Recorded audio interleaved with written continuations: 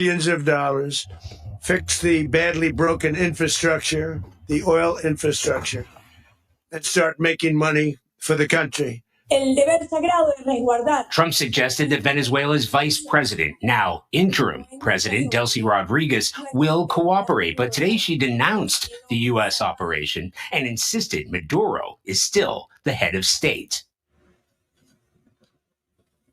Pentagon officials say this mission was months in the making. Commandos actually built a replica of the Maduro compound in order to rehearse, and around 150 aircraft were involved. Charlie, let's get back to who's in charge there now. Maduro's departure obviously raises that question, and you had President Trump today say the U.S. is going to run the country. That certainly got our attention. How does that work?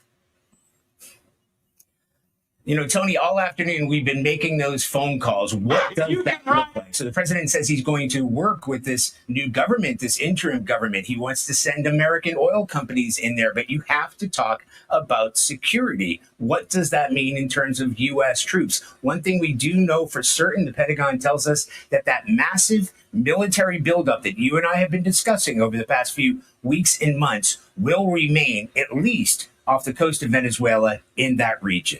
All right, Dominic, it's 8:33, of course. What the details on the operation to capture Venezuela's Nicolas Maduro. Of course, we were listening to, some documentary as it relates to, what really happened. Was it a sellout from his security officers themselves? Let's listen to this before we bring in our seasoned diplomat, Mr. Crispin Gregoire. Listen. Closest to the Venezuelan leader. Let's go now. His own bodyguards. The question everyone is asking tonight is simple. How did the United States pull this off? How did American special forces penetrate one of the most paranoid security apparatuses in the Western Hemisphere?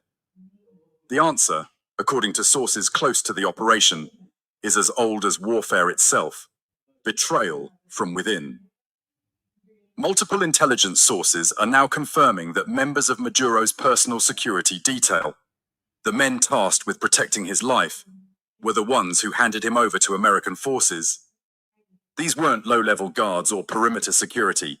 These were elite bodyguards handpicked for their loyalty, trained to take a bullet for the president. Yet in the end, they took American money instead. Let's start with what we know about the timeline of events. At approximately 1:45 a.m. Caracas time, Maduro was at a secure location in the capital. The exact address has not been disclosed, but sources indicate it was one of several safe houses used by the president to avoid assassination attempts. These locations change frequently, and only a handful of people know the president's whereabouts at any given time. At 2 a.m., the first explosions were heard across Caracas. These strikes, as we now know, were diversionary. While Venezuelan military forces scrambled to respond to attacks on Fort Tiuna and La Carlota airport, a much smaller operation was unfolding elsewhere. A team of Delta Force operators, transported by stealth helicopters, landed near Maduro's location. Here's where the story takes its most dramatic turn. According to sources familiar with the operation, these American commandos did not have to fight their way in. They walked in. The outer perimeter guards had been told to stand down.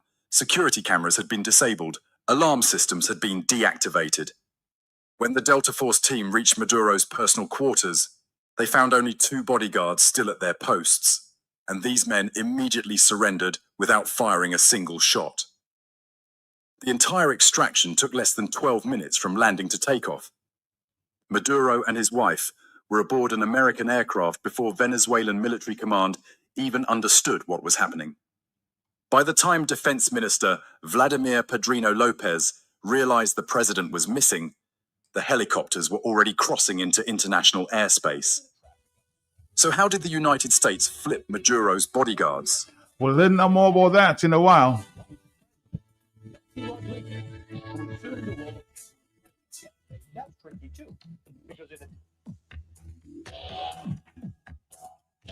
How were they able to flip Maduro's bodyguard? That's a very important question. We'll answer in a while there. But on the telephone with me at this time, of course, seasoned diplomat, Crispin Gregoire. I'm sure Mr. Crispin Gregoire monitored. He's been talking to us about that for the past few weeks.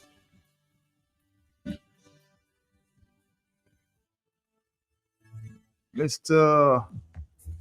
Gregoire, what do you make of all the weekend activities as it relates to the capturing of Maduro and his wife, now facing court charges after sleeping in a detention center on the weekend? Mr. Gregoire, good morning to you. Good morning, good morning, good morning. What do you make of all the events that occurred there on the weekend? Good morning, Matt, and good morning to all your listeners. Matt, I expected that to happen. I've been telling you that there would be an intervention, and Matt, the key to it is that the Central Intelligence Agency, the CIA, they've been in Venezuela since August, and they've been studying Mr. Maduro's movement. You heard in that report that you just played that they knew when he was going to eat, they knew where he was sleeping, they had all the inside information. So the CIA had done their work, much to the dismay of the Venezuelan armed forces. And they penetrated right inside the bodyguards of Mr. Maduro, the very people to protect him. They were the ones who sold him out, and they took American money for that. They looked the other way. I'm learning that the wives and families of these bodyguards had been spirited out of the country well before all of this and given new identities, and they are in the U.S. already. These are the families of the bodyguards who sold out President Maduro. Matt, I always thought that there would be what I call a surgical strike. A surgical strike is one where you don't have to send many troops, just a special forces team. And in this case, it's called the Delta Force team, a very highly disciplined team. These are the people who were fighting, looking for Osama bin Laden. So a surgical strike, and that's what they did. And it was with precision. And they were able to enter because they already bought the bodyguards, and the bodyguards did not fire on them. And they took Mr. Maduro and his wife, and in 12 minutes, they were in and out. They landed, and in a matter of 12 minutes, they were airborne. And the Venezuelan military and the defense minister totally dumbfounded by what happened, Matt. Really dumbfounded there. A lot of questions this morning there as to whether this strike was legal. How do you respond to that? From the U.S., well, there are two legal issues here, Matt. One is violating the sovereignty of another country. You see, there's a body of international law that speaks to that question. You can't violate the sovereignty of a country, just intervene. Of course, as I always said before, the U.S. does not observe rules, international rules. When it's convenient, they invoke it. But when they want to do what they want to do and they don't care about the rest of the world, they just ignore international law. Because with international law, yes, you might do something wrong, but who is going to be the policeman that will charge you? Tell me which power in the world can stop the United States from intervening in any of the Caribbean countries or any of Latin America. There's no power in the world who could stop the United States. So when we are told that they're going to intervene, know that they have looked at this very carefully. They're not going to pay attention to international norms and rules. It can go to the Security Council, and they have a veto power in the Security Council. So just block that. So the rest of the world can scream, but the U.S., you have to put yourself in the place of the U.S. as the world's leading power, and they can do whatever they want. Now, we've seen this So that's one level of the legal problem, the international law. And then there's the U.S. domestic law, which the president has conveniently has disregarded. He has not informed Congress, and there are a lot of Congress people, especially on the Democratic side, the opposition in the U.S., who are opposed to what has happened. But it has happened, and the question now that they're focused on is what authority does the U.S. government have to intervene? Now they might say that, look, we've already arrested Mr. Maduro. We're not going to put troops on the ground. But then here comes the big problems, Matt. Now we're entering into problem area, and that is, how is the U.S. going to ensure that there is order in Venezuela? But I'm asking again this morning because what are the charges do you think that Mr. Maduro will be brought to court this morning for? What are some of the charges? Well, the charge, I understand that there's a 700-page indictment. I've not seen it yet, but he's being treated as a drug kingpin, Matt. That is the core charge, that he has been the head of the the narcotics trafficking, and he has facilitated tons of cocaine from coming into the U.S. They're treating him as a drug dealer, and I believe that he'll be facing some serious charges which could land him in prison for the rest of his life. We don't know how that will all play out, whether the court has the legitimacy to try a foreign leader. Of course, that has happened before with Manuel Noriega from Panama. But now, so here we have a foreign leader, a former president of a country brought before the court of the U.S. illegitimately, in a sense, because he was kidnapped. So there's kidnapping. The man is brought before the court. The government is effectively in crisis in Venezuela. And now the question is how that complicated map of Venezuela that we understand, Matt, of which there's the army, and there are all of these groups that are armed groups, and they're ready to fight. I mean, there are armed groups from Colombia, the neighboring country, who are operating in Venezuela's space. And then you have the colectivos. These are Maduro's private militia. They are armed, very well armed. So I think that the stability of Venezuela is really in crisis starting yesterday. But tell me, because in the indictment, from what I've read over the weekend, some Caribbean leaders may be implicated. Have you heard about that too?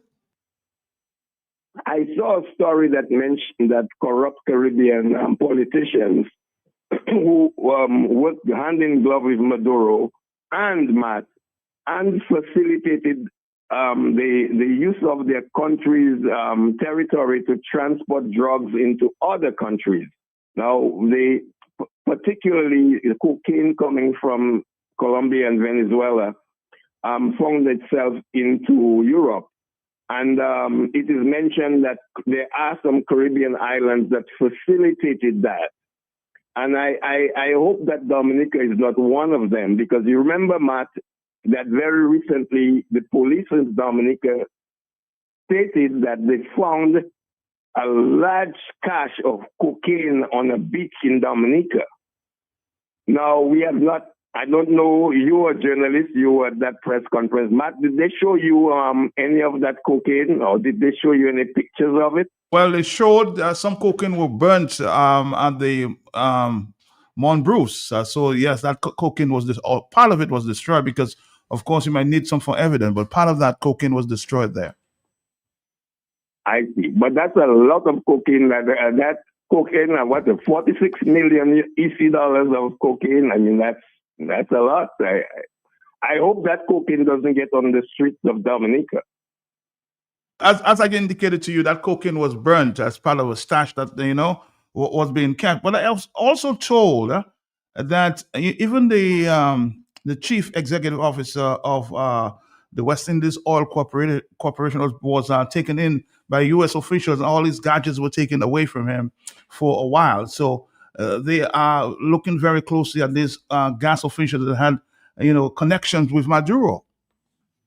Yes, that's correct. That is correct, Matt. I saw that, and I know the Prime Minister of Antigua confirmed that this West Indies oil official was interrogated at an airport in the U.S. He was traveling through the U.S. So all of that is going on. But I think that right now there are a number of kind of concerns, Matt, about where do we go from here.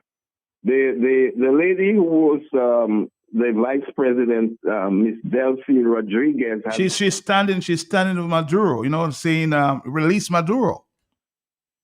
Right. But I mean, that I would say is sort of a propaganda, because there's no way that they will release Maduro, and the military is calling for Maduro's return. I think they are dreaming. President Donald Trump is not going to release Maduro anytime soon. I'm not saying that the courts could not vindicate him, but I think he has some serious federal charges that he has to answer, and let's see. I hope he gets the best lawyers, Matt. Do you think that his wife will also be implicated in that? Yeah, she's being charged as well. She's being charged as well. Apparently,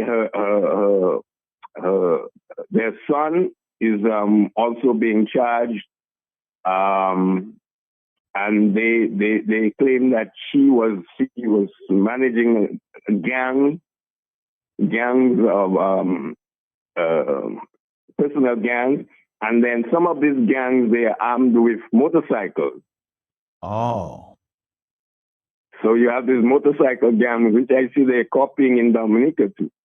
But the CARICOM response has been very, very timid at this point. I know the Prime Minister has a news conference this morning, but we've not heard the loud voices from CARICOM just yet. So what do you expect them to say at this point?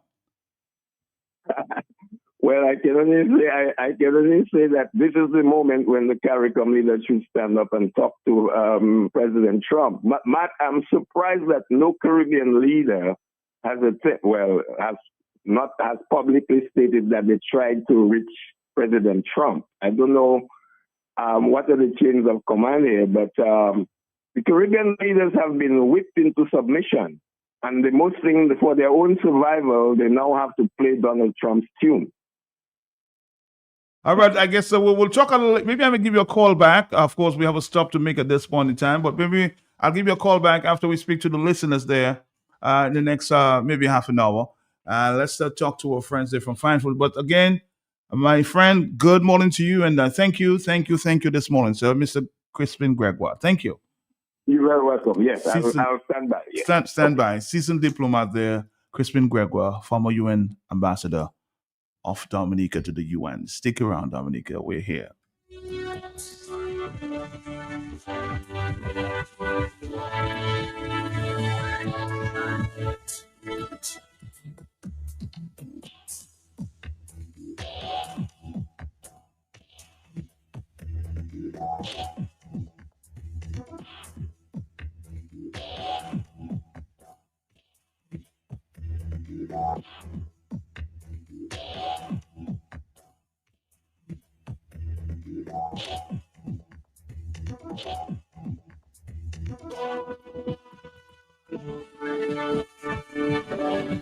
All right, Dominic, we'll continue the discussion after we speak with our friends from Finefold this morning. I know you're eager to talk, and we're eager to talk with you as well. But we have a very important stop to make this morning. Let's do this and come back. Thank you.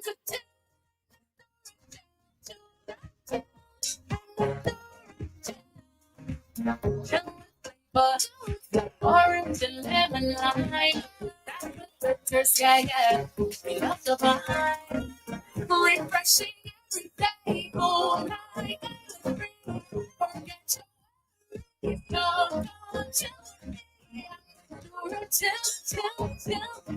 do it till, Joy flavor. Distributed by Fine Foods Inc., the biggest distributor for the biggest brands. Time to tell the story, tell to the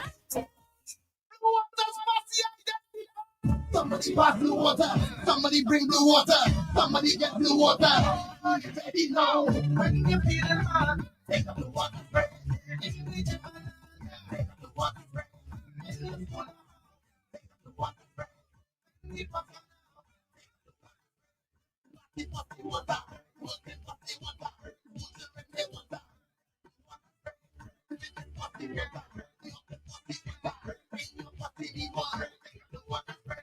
Somebody pass blue water. Somebody bring blue water. Somebody get blue water. Locally distributed by Fine Foods Inc. Ever wondered what's in your milk? These are the following benefits of Distinction milk. It's a great source of calcium and protein, vitamin A and C added. It's definitely not the filled milk like some of the other brands. Distinction milk texture and taste is great for shakes, baking, pouring cream, and is side for mashed potatoes and much more. Even better, because of its rich texture, Distinction evaporated milk can be stretched. Isn't it great to know what's in your milk? Distinction milk, distributed by Fine Foods Inc.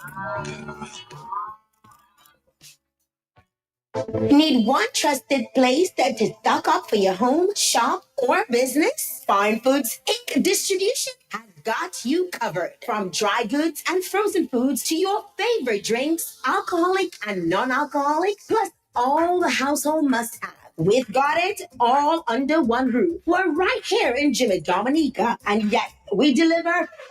Whether you're running a supermarket, a corner shop, a bar, or just like your pantry full and happy, Fine Foods Inc. brings you the best brands you know and love. Great prices, top-tier service, trusted products. At 255-6810 or 316-0164. Or drop by our Jimmy location to check out what's in store. Fine Foods Inc. Fine Foods Inc., the biggest distributor for the biggest brand.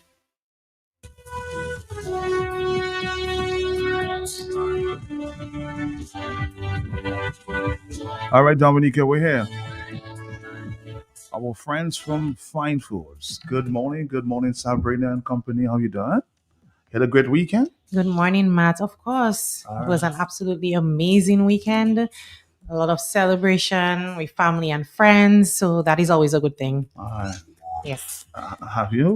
Did you have a good weekend? I did. Good morning to you, Matt, and good morning to the listeners of Q95, the champion song, the biggest song, the loudest song. That sounded like a song there was. But it's a song because I'm sure the whole world and even the universe, they are tuning in, correct?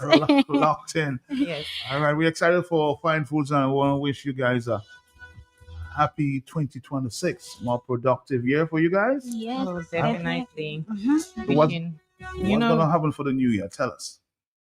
Okay, so Matt, before we jump right into the new year, we want to first congratulate. No, you know what? We need to first wish our customers a very, very happy new year.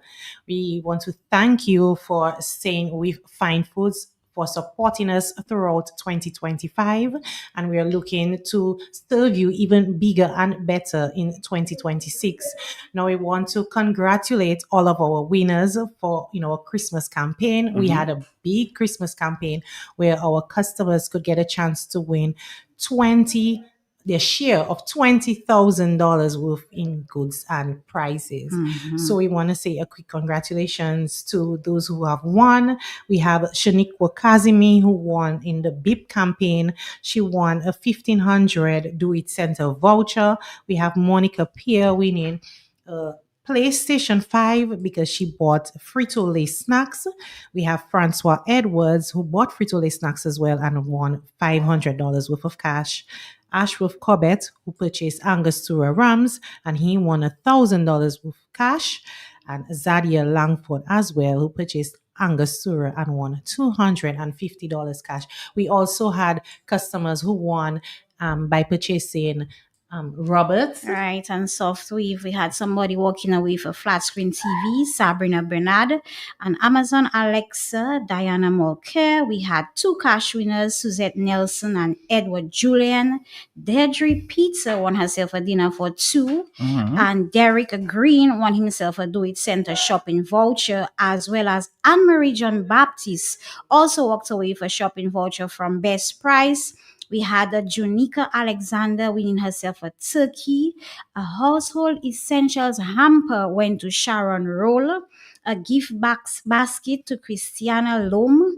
And a Softive hamper. Priscilla Durand enjoyed that.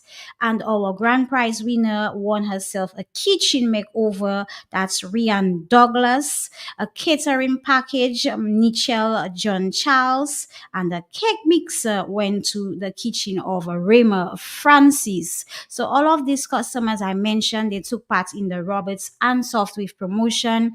And we just want to say congratulations to them and continue to participate because, you know, Matt, we always come with bigger and better promotions, and 2026 is not it's going to be different, Sabrina. It's going to be bigger. Bigger. I mean, just listen to that list of Right. names. We didn't call free names. I don't know how many we had, like 30. This one was the one I just called, had 13 winners. Right. All right, let's take a quick break though and come back with all the excitement. Yeah, we're gonna come back. Yes. Time to tell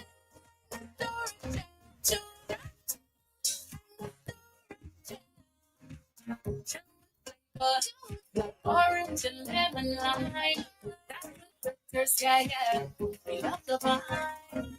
Refreshing every day, all night. Forget your no,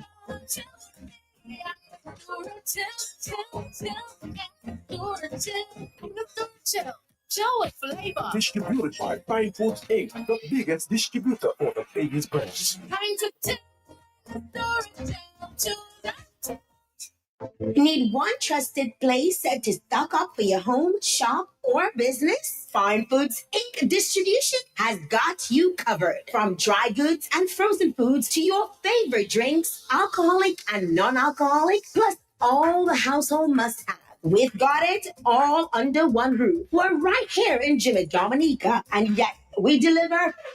Whether you're running a supermarket, a corner shop, a bar, or just like your pantry full and happy, Fine Foods Inc. brings you the best brands you know and love. Great prices, top-tier service, trusted products. At 255-6810 or 316-0164. Or drop by our Jimmy location to check out what's in store. Fine Foods Inc. Fine Foods Inc., the biggest distributor for the biggest brand. Blue water's must be identified. Somebody buy blue water. Somebody bring blue water. Somebody get blue water. Ready now. When you're feeling hot, take a blue water spray. If you need your money, take a blue water spray.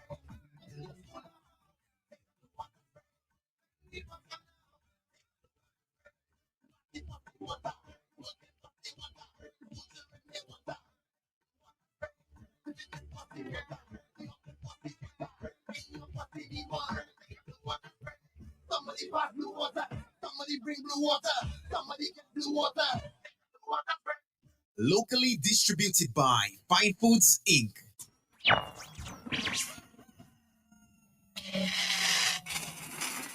Tune in every morning for The Hot Seat on Q95. The latest happening events, breaking stories, and behind-the-scenes in-depth investigative reports. Stay on for more fair and balanced talk on The Hot Seat on Q95. Now back to our guest here this morning from Fine Foods. All right, welcome back. And Matt, we are excited at Fine Foods Inc. because, you know, it's back to school and we have some She said that like you're going back to school, huh? Maybe I am, never know. You will still look good in your uniform. That's what I'm saying. So, of course, we want to remind our parents, you know, to keep our students hydrated and they themselves, of course, because, you know, parents and children, we both are hard workers. The children, they work hard to retain information at school, and the parents, Sabrina, we work hard to make sure we have that dollar to give them everything they need for school. So, in order to Need, not want. no, not want. Okay. Need. Definitely Let me need. emphasize on need. Mm-hmm. Right. And of course, the way to stay hydrated is with the best water on island, and that is our blue waters. You can get that in different sizes. We have our 410 ml that you can just pop in their backpack. You have to put 2 because I like to say, remember somebody else at school who might not have. So if you can, always put 2 so that your child can share with somebody. We have them in the 650 ml sizes, and you can get the large sizes, the gallon sizes for you to store at home. You know, we also have our senior citizens, those of us who take care of our mommies, our daddies, our grannies. So we have to give them blue waters, of course, to keep them hydrated. And to come to the most exciting news that I wanted to share with our listeners, Matt, we are introducing our new what should I say? Our new line of juices. It has juices and it has nectar. So our new line of fruit flavored juices and nectar. The name is Fruit Nation Juices. We have the mango nectar. We have the guava nectar. We have the govana. Let me repeat that as the name speaks for itself. It's guava and banana together. We also have the fit punch, and that is mixed fruit nectar. We also have the berry sap, berry app nectar, berry, strawberry, and apple. That's mixed. We also have the apple nectar by itself, and the ABC juice. Matt, you want to guess what the ABC juice is? ABC, ABC, apple, berry, cranberry. Apple, beets, and carrots. Oh, so if you're interesting. looking for something healthy, the ABC juice is good for you. And something that is amazing about our Fruit Nation juices, it has no preservatives, no added color, nothing added, no added sugar. Really? Strictly your nectar and That's- your juice. That's interesting. That's very interesting. Good And price another too? thing, Oh, I'm yes. just going to tell you the secret. Excellent price. I'm not going to tell you the price. You have to find that out for yourself. But at Fine Foods Inc., we do not boost anybody's budget. We are also always looking for cost-effective products. Nothing expensive.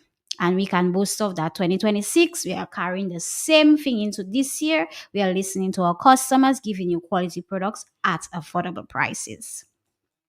All right, we're going to take a quick break and we can come back. Dominica, right here, right now. Stick around, stick around. Need one trusted place to stock up for your home, shop, or business? Fine Foods Inc. Distribution has got you covered. From dry goods and frozen foods to your favorite drinks, alcoholic and non-alcoholic, plus all the household must-have. We've got it all under one roof. We're right here in Jimmy Dominica, and yes, we deliver fast. Whether you're running a supermarket, a corner shop, a bar, or just like your pantry full and happy, Fine Foods Inc. brings you the best brands you know and love. Great prices, top-tier service, trusted products. 255-6810 or 316-0164, or drop by our Jimmy location to check out what's in store. Fine Foods Inc. Fine Foods Inc., the biggest distributor for the biggest. Back to you. Yes, and welcome back. Thank you for sticking around with us. And we want to mention, of course, Matt, that our products that we have available, you know, that's must-haves for your kitchen. So we have Asaka coconut milk powder, you know, to thicken that cocoa pop. I like that in my kako tea. You know, your fish bouillons and your porridges, whatever you like to add your coconut milk to. Ensure that it is Asaka coconut milk powder. We have our Sadia chicken griller, so that those are the whole chicken. You know, you can just buy that, pop that in the oven and feed your entire family. We have frozen chicken backs.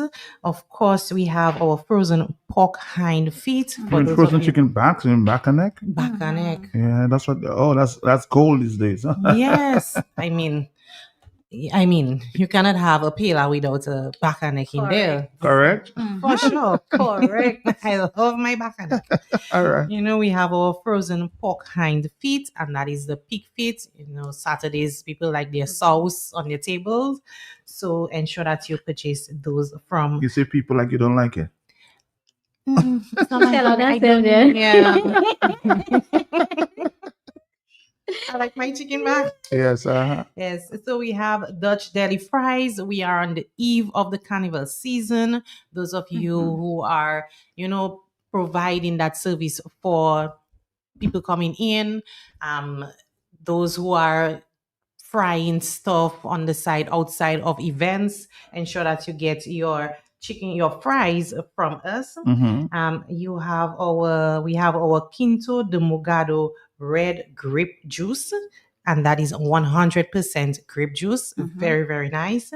We also have our Quinta de Mugado demi-sec pink moscato, and that is a delicious, delicious wine. I mean, not because Christmas passed, we stopped drinking wine. That is something, you have a glass a day, and that's fine.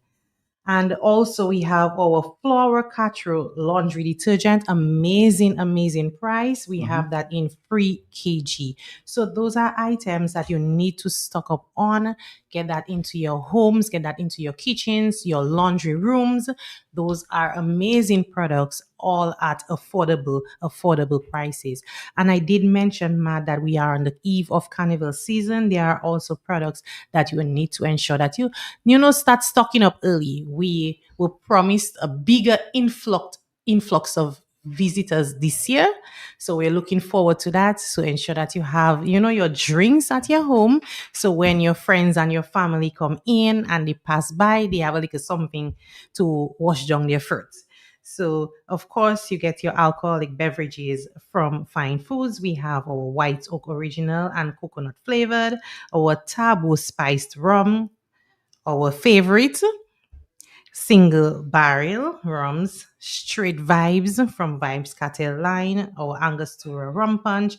We have Sangalo. I mean, the list just goes on and on and on. And we have our non-alcoholic beverages, of course, our Angostura chill, King juices to make those fabulous mixes, those cocktails. And for those who do not really, partake in certain indulgements like within alcoholic beverages, those of you who like malt, we have our giant malt and our hyper malt, and of course Ting grapefruit drink. And carnival is energy. If you know you're going to burn out, you need to grab your X-ray energy drink. If you know, so you're not taking part in carnival. Yes, Martin, my business this morning, boy. Martin, my business. If you know. Okay. Of course, you have to grab your X-ray energy drink. All right. Matthew will see me. All right. You know where we meet. I'll look. Yes. We have our place. We're going to take a quick break and we're going to come back, Dominica. This is our stop with Fine Foods this morning. Stick around, Dominica. Stick around.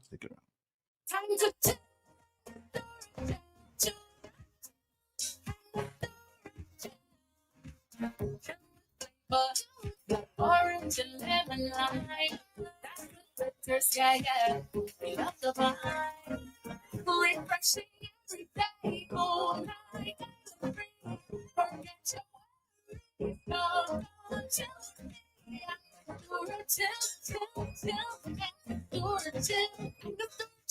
Joe flavor. Distributed by Fine Foods Inc., the biggest distributor for the biggest brands. Time to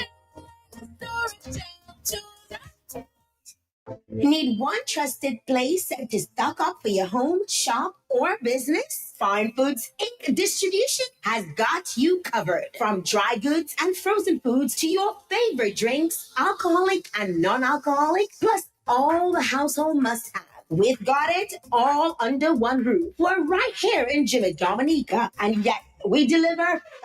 Whether you're running a supermarket, a corner shop, a bar, or just like your pantry full and happy, Fine Foods Inc. brings you the best brands you know and love. Great prices, top-tier service, trusted products.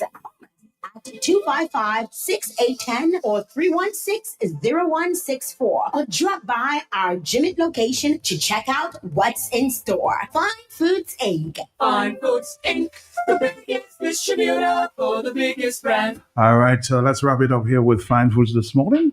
All right, so Matt, we just want to continue to encourage our customers, to shop at Fine Foods, at all of our retail stores, cash and carry, best price and fresh market. And of course, we are island wide, so at any shop at any supermarket, just ask for products by name and you will definitely have them there, whether you are cleaning, whether you're cooking, whether it's snacks for the children, whether you have to take care of our senior citizens. We have the products, the trusted products that you love at affordable prices. And you know, this Saturday it's the opening of Carnival, and of course, Fine Foods in Distribution. We will be on the road in all our colors. Sabrina smiling.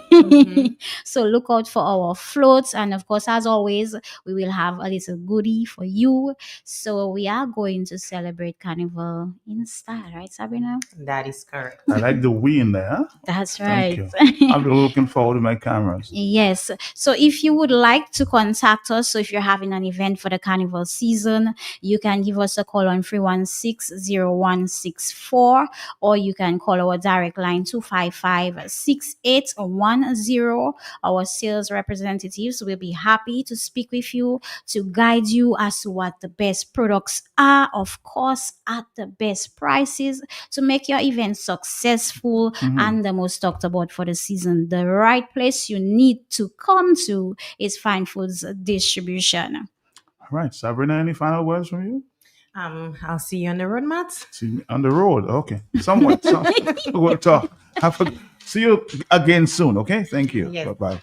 Business, Fine Foods Inc. Distribution has got you covered. From dry goods and frozen foods to your favorite drinks, alcoholic and non-alcoholic, plus all the household must-have. We've got it all under one roof. We're right here in Jimmy Dominica, and yet we deliver. Whether you're running a supermarket, a corner shop, a bar, or just like your pantry full and happy, Fine Foods Inc. brings you the best brands you know and love. Great prices, top-tier service, trusted products.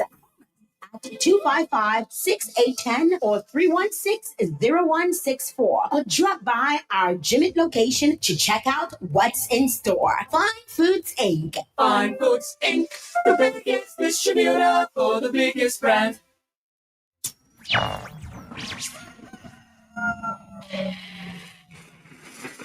Tune in every morning for The Hot Seat on Q95. The latest happening events, breaking stories, and behind-the-scenes in-depth investigative reports. Stay locked for more fair and balanced talk on The Hot Seat on Q95. The big station.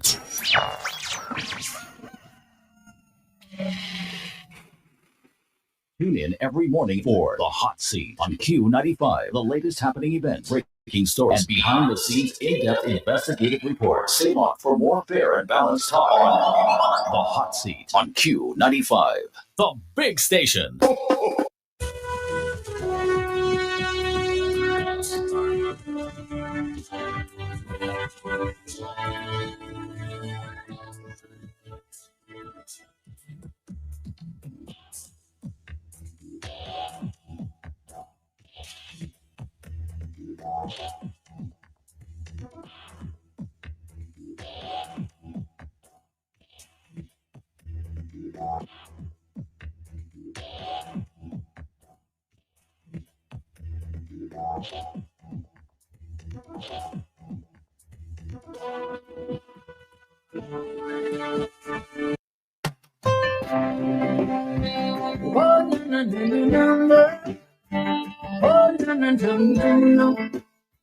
This is our first WMQ show for 2026, and we continue to engage with our local, regional, and global Q family listeners and friends of Dominica at home and abroad.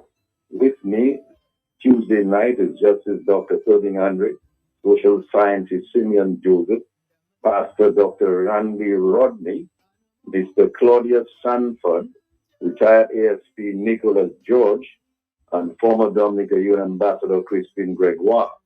We will discuss national security and administrative accountability, crime and small arms proliferation, border security and police integrity, societal norms and tolerance which breed crime and undermine social stability and national security, and the implications for Dominica and the Caribbean of the U.S. invasion of Venezuela. So here are some issues and questions that we hope to deal with. Is there effective national security and accountability in Dominica? Is crime and small arms proliferation now rampant in Dominica, considering there were 24 homicides in 2025? Is there a problem with border security and police integrity in Dominica? Have societal norms and tolerance in Dominica been fostering crime and undermining social stability and national security? Do the government's policies reduce gun proliferation? Has the government held anyone accountable for importing drugs? Has enforcement of gun legislation in Dominica been successful? If not, why? What is the way forward? Is the government willing to take the guns from the little snipers? Is gun violence being used to intimidate persons opposed to the regime? However, as we begin, we will briefly look at the implications of the U.S. invasion of Venezuela and the capture of Venezuelan President Nicolas Maduro and his wife. What does governance of Venezuela look like going forward? Who is now in charge in Venezuela? And what are the implications for Dominica and the Caribbean? So tune in Tuesday night, the Global View on Q, 8 p.m. for more. Freedom has spoken.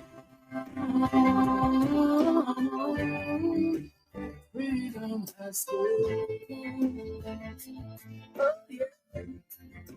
Oh, yeah.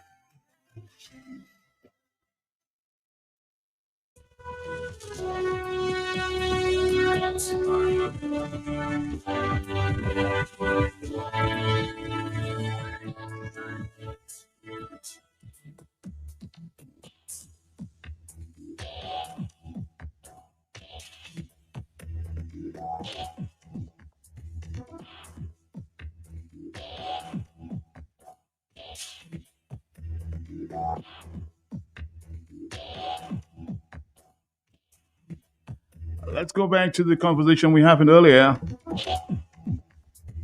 as to why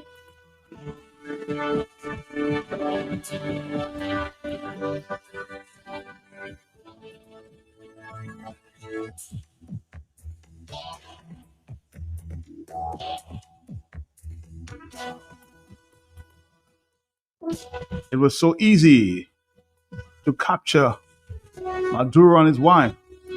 Again, let's share that conversation with you this morning. Very, very interesting, huh? Very interesting. Maybe the most audacious what's going on here? Military operation in recent Latin American history. Venezuelan President Nicolas Maduro is now in United States custody after being captured in the early hours of this morning. But as more information emerges, we're learning that this wasn't simply a military victory. This was a catastrophic security failure that began with those closest to the Venezuelan leader, his own bodyguards. The question everyone is asking tonight is simple. How did the United States pull this off? How did American special forces penetrate one of the most paranoid security apparatuses in the Western Hemisphere? The answer, according to sources close to the operation, is as old as warfare itself: betrayal from within. Multiple intelligence sources are now confirming that members of Maduro's personal security detail, the men tasked with protecting his life, were the ones who handed him over to American forces. These weren't low-level guards or perimeter security. These were elite bodyguards handpicked for their loyalty, trained to take a bullet for the president. Yet in the end, they took American money instead. Let's start with what we know about the timeline of events. At approximately 1:45 a.m. Caracas time, Maduro was at a secure location in the capital.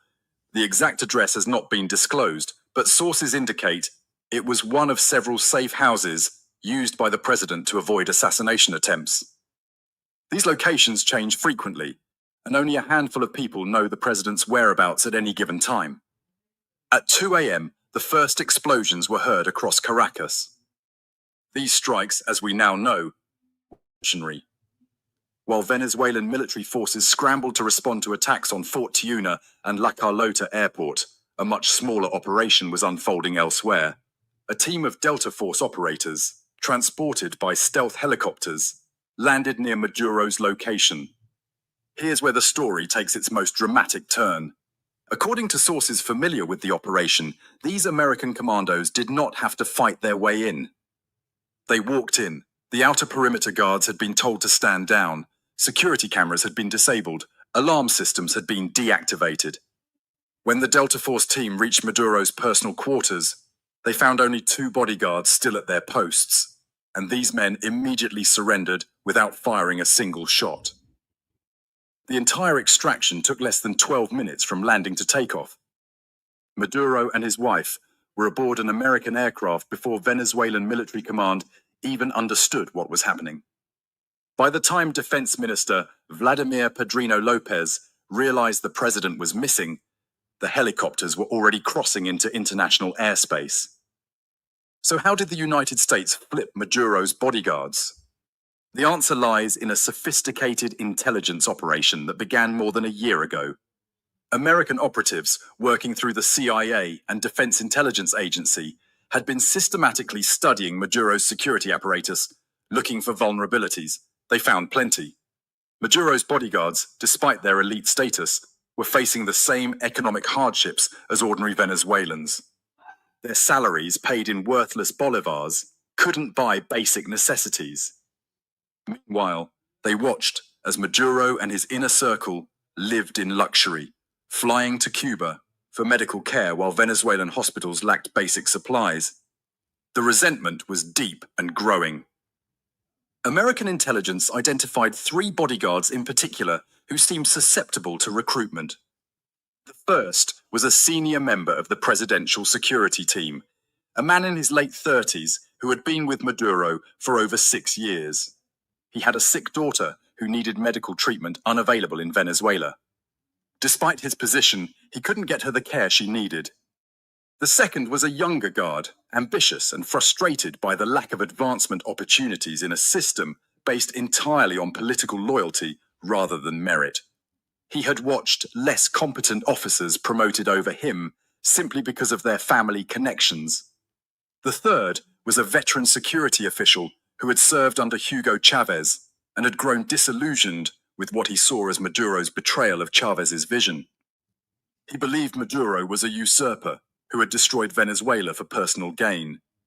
Making contact with these men required patience and extraordinary care.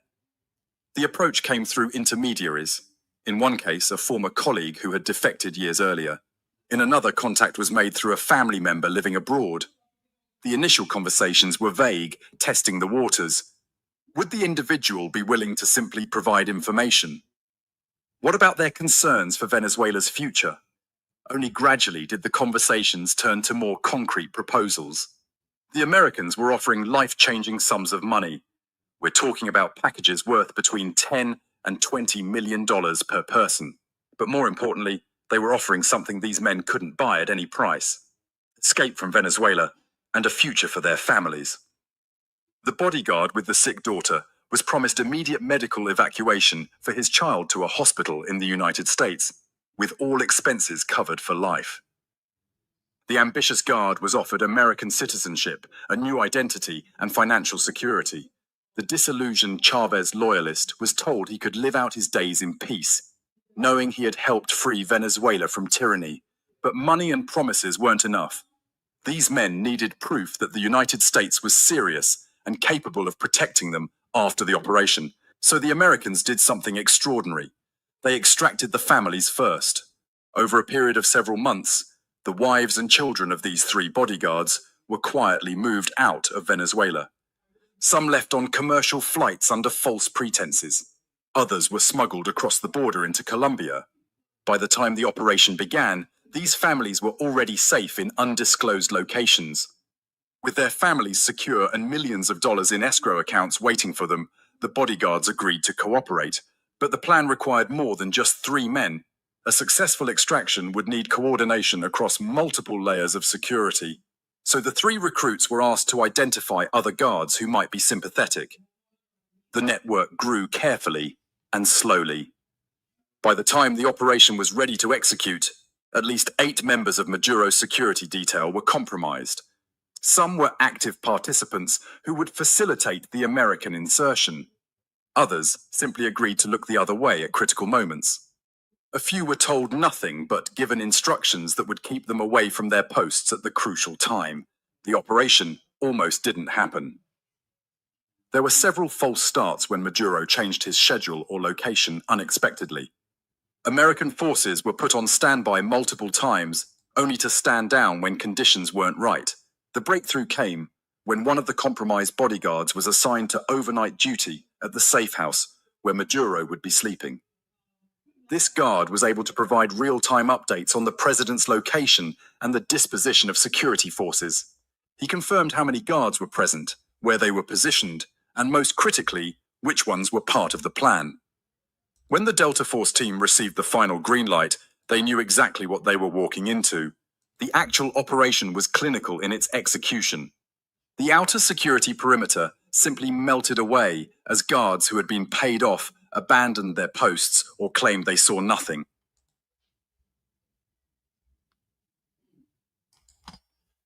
The Americans moved through the building, encountering no resistance. When they reached Maduro's quarters, the president was apparently asleep. He woke to find American special forces in his bedroom and his own bodyguards standing aside.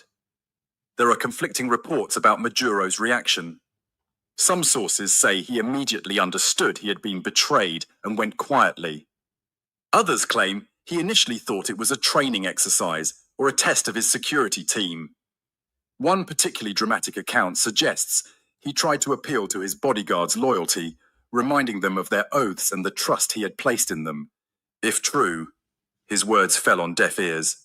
These men had already made their choice. The extraction itself was textbook special operations work. Maduro and his wife were flex-cuffed, hooded, and carried to the waiting helicopters. The entire team was airborne within minutes. By the time the rest of Maduro's security apparatus realized something was wrong, it was far too late to respond.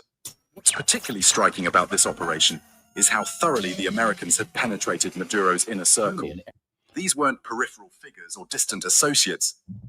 These were men who stood next to the president every day, who knew his routines, his fears, his secrets. The fact that they could be turned speaks to the complete erosion of loyalty within the regime. It also reveals something important about the nature of authoritarian rule. Maduro's security didn't fail because of technological superiority or military overwhelming force. It failed because the system he built was fundamentally hollow. Loyalty purchased through fear and patronage is not loyalty at all. All right, Dominica. Every morning for The Hot Seat on Q95, the latest happening event, breaking stories, and behind-the-scenes in-depth investigative reports. Stay locked for more fair and balanced talk on The Hot Seat on Q95, the big station.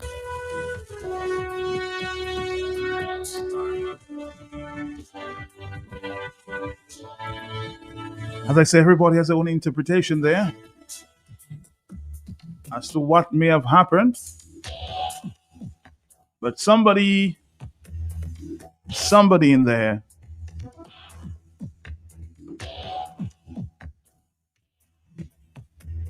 may have sold out the scene, huh? Little resistance.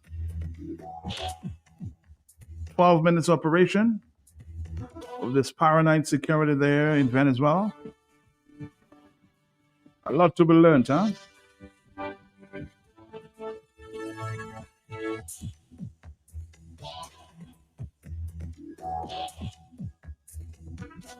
We'll take your phone calls in a minute here. Hello, talk to me, yeah? Everybody seems to have their own interpretation of what may have happened. Hello, talk to me, yes? Let's see if we can do this voice note there. Are you there? There is a sort of, a culture of kingly leadership, in the region, and it's been going on for a while. It's not new.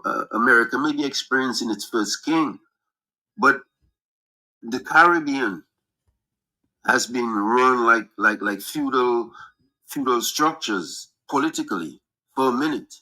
Mm-hmm. And it's gotten very infectious, and I think that where it's at now is like a culture of kings, so it requires a bigger king to deal with these kings. And that's the dimension, that I really, because the way these guys are ruling us in the region, it's almost, they're untouchable, It's almost that they can only be touched from outside, They control the entire police force. The police forces are not neutral. They're not acting as that buffer zone between citizenry and governance, which is where they're supposed to act, They're becoming oppressive. The public defendants themselves, they're acting like bought citizens. They're not, prosecuting in the interest of citizenry and governance and state.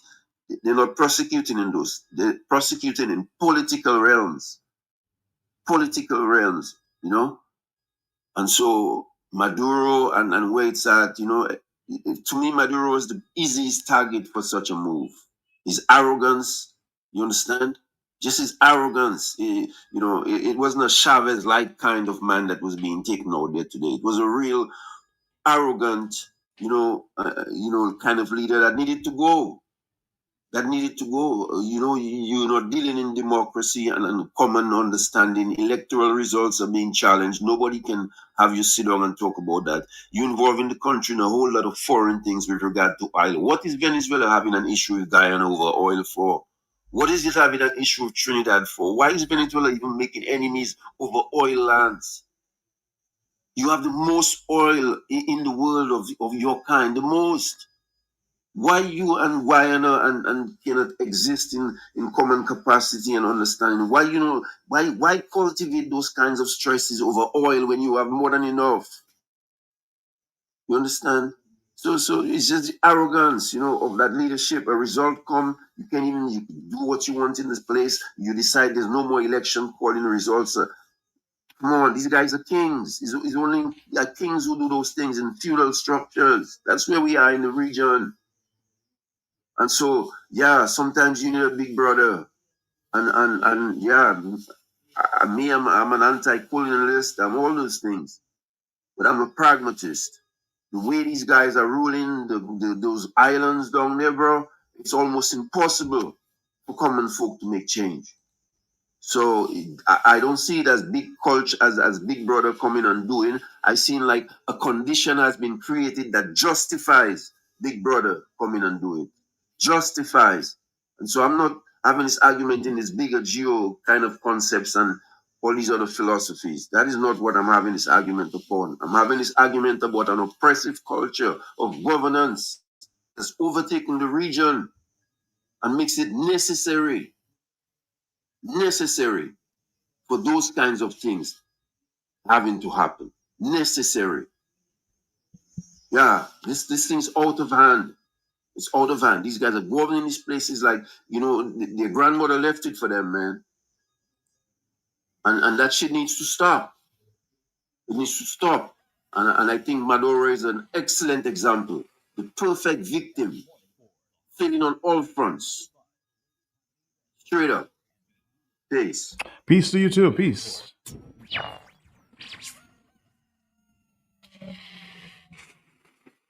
Tune in every morning for The Hot Seat on Q95. The latest happening events, breaking stories, and behind-the-scenes in-depth investigative reports. Stay locked for more fair and balanced talk on The Hot Seat on Q95, the big station. A lot of comments there on Facebook. Somebody says, "Man, the story sounds dreadfully similar to the situation currently being played out in Dominica right now." Somebody's basically warning Skerrit to watch your back. You're not the only one who loves money. Somebody's asking the bodyguards to do the same in Dominica. What are you guys asking for?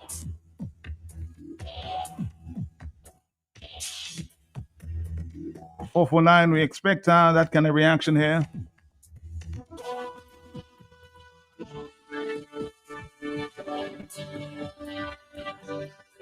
As I said, and I read this morning over the weekend, that the indictment may complicate or implicate some Caribbean leaders. On the telephone is 936. Good morning to you. Good morning. My brother, how you doing? Not too bad. I'm quite happy. I mean, fair enough. You happy? And Happy New Year. Happy New Year and all best wishes to you. Yes, Happy New Year to you.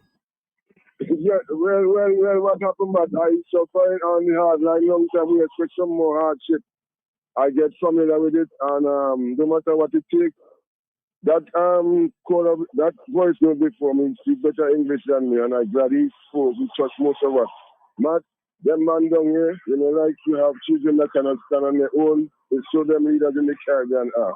And we need people like Daddy Trump. But I wasn't supporting Daddy Trump, I had Trump like a cartoon, he was a joker. Yeah. But Trump serious, and Trump in a sleeping Joe Biden, black man make me ashamed. Obama and Biden, them is joker, and Trump need, I don't know where we're going next.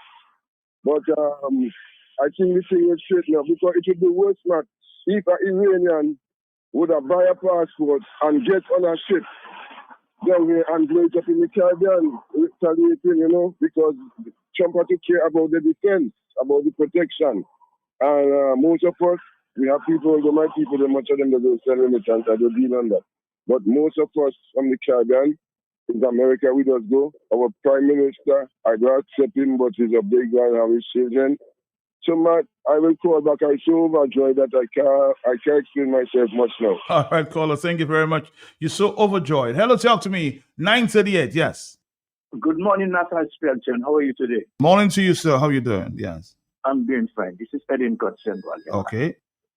Loyalty purchased through fear and patronage is not loyalty at all. That's what the guy said. Mm-hmm. And then secondly, might is right. I put in that one, might is right. Okay. If I forget, Matt, remind me to comment on those two. I have a mixed feeling this morning. And it has to do with might is right. I fear for my brother in Burkina Faso. Because if America can go to Venezuela and do that, and we know Putin and China will give Maduro additional protection, and they could go into Venezuela and carry that kind of operation, it means that they could go in Burkina Faso and do the same thing too. So that's why I have mixed feelings. But anyway, I'm happy that Maduro is out. I do not like a dictator. You come into power to serve the people. But I don't know many they still land you like how those shilling forts do in Dominica. Still the land. But they behaving as though the people belongs to them. The people are their property. And when they get into power, they don't want to live at all. And they're not treating the people right. What that tells us is when you get into power, you must treat your people right. Everybody across the board. You hear what the guy said, that some of his bodyguards, there's one particular guy, his daughter was very sick, and he did not have the means to fly his daughter out of Venezuela. While he's seeing the head honchos and people close to them, they live in Venezuela at will as long as they have some medical problem. The same thing is happening in Dominica, Matt. Now, loyalty purchase for patronage. You can give certain people in the police force Christmas party to get them loyal to you. But that is not true loyalty. And by doing that, man, you are also spreading disunity and division among the police officers. When you give a certain group lavish Christmas party, you give them, I understand, not necessarily this Christmas, but sometime about, I understand some of them get a certain raise, and the others not getting your force, the other members of the force will become disgruntled. The long and short of the story, man, you decided to go into political office because you want better for your people and your country. But when you get there, you steal all the wealth for yourself, and just an elite few who are around you benefiting. But you heard about the daughters of Russia, Putin, multimillionaires, while the other people starving. So there is lesson in that for Caribbean leaders and leaders all around the world. Take care of your country and your people. Don't let greed overcome you. That's my comment. And Matt, as I said about Mike is right. You know, as the former ambassador said, who is going to police America? Would you be surprised if, as the Ron report indicates, that some Caribbean leaders may be implicated? Yes, I read that also, Matt. That some kind, as Mr. Gregor said, I sincerely hope that our leader is not implicated, or anybody in high office in Dominica is not implicated. Matt, because I am in opposition, and maybe those people, they know they're in opposition because they believe you hate the prime minister. You don't hate the prime minister. Matt, when you love a brother, you chastise him when you see him going wrong. The person who close to him and tell him that everything he's doing is right, everything is right. They don't love him. So when we speak the hate, we hate the prime minister. We want the prime minister to do good for Dominica. So I hope that nobody in the government is implicated in that thing, Matt. Good morning. Have a pleasant day and a pleasant week. All right. Thank you. 449-3095 9697. Let's take a few phone calls. Everybody have their own interpretation of what may have happened that night. Hello, talk to me. Yes. Good morning. What? Thanks, blessings and glory to all those who sacrifice their personal safety and security, trying to elevate mankind to humanity. Mr. President, blessings to you, sir. Blessings to you. Will you be attending the press briefing, Darby? What press, whatever it is, Matt? Will you be? 11 o'clock, I'll be there, yes. Matt, can you please play for me when you get the time, live-licating it or dedicating it to Skerrit, House of Exile, Matt? Matt, it's very interesting. Matt, did you hear our former ambassador said that Maduro's wife in charge of gangs and they give them motorbikes, Matt? Yes, I heard that. And he said, are we imitating them in Dominica? Matt, I always ask the guns imported and the police seizing them prematurely from the port. Are they to Melissa, Popon, Skerrit, Navy SEALs and snipers? I knew it all along. Millions of civilians in Venezuela are armed and trained. And the thing I'm asking, Matt, every time there's a shooting, it's not a shoot and miss. Are they being brought on the shooting range, Matt? Where these guys are training to shoot, drive by and shoot and kill. They're hitting the targets, Matt. But the thing, Matt, very interesting, Matt, I listen to people talking about legality. America not abiding to the laws that govern the world, international laws and all of that. Matt, right in Dominica, look at the level of lawlessness. This guy sent 2 men at Lincoln's home in Mount Daniel with a briefcase. Anthony Wadiastafans and Skerrit commit a crime, pin it on Lincoln. Melissa say they have Navy SEALs and snipers. Skerrit say no law, not even the Constitution. Austria said to disappear. These are just a little bit of the lawlessness, Matt. Our monies from the proceedings of our passports. Where Skerrit say they are, Matt? Where they are? In Dubai. Oh. It is being held in Dubai. In the Middle East there, yes, you're right. In the Middle East, there our billions. He take it and put it into the custody of foreigners, man. That is criminal. That is illegal.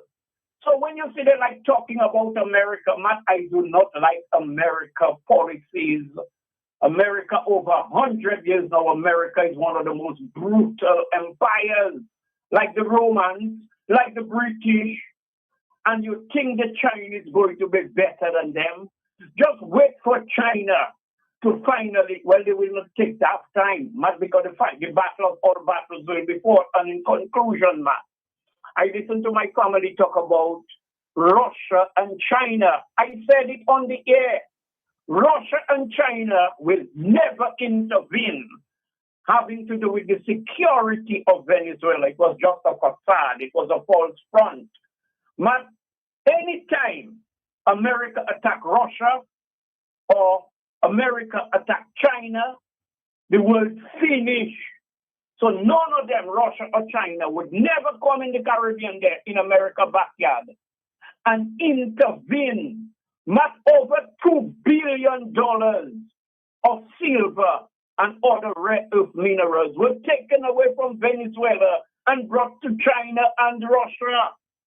Because knew, maybe they just left Maduro to dry. They knew they cannot go with the oil, but they knew America was going to make a move. They did not know the extent of the move. So they make a first move by taking Maduro and his wife. And somebody said, what the wife have to do with it now? You hear who was controlling the Navy SEALs and the snipers in Venezuela? Must have millions of guns now in the hands of citizens in Venezuela. How that is going to materialize based on the security of Venezuela and little domestic situations between Venezuelans, Colombians, and other nationals, and the amount of death and murder and destruction. Is it the same thing in Dominica, where we have so many guns that may have been given to the ghetto youth as Navy SEALs and snipers, and that they're untrained, then they haven't got the discipline, and maybe, well, any little thing, somebody dies. Matt, you see me, nobody hasn't got to listen to me. Just listen to time. Thank you. Right, more telephone calls coming at this time, 449-3095-96 and 97. As I said, I indicated that the CARICOM officials have been very, very quiet over the weekend. I heard an emergency meeting was held on Saturday morning. The details have not been forthcoming.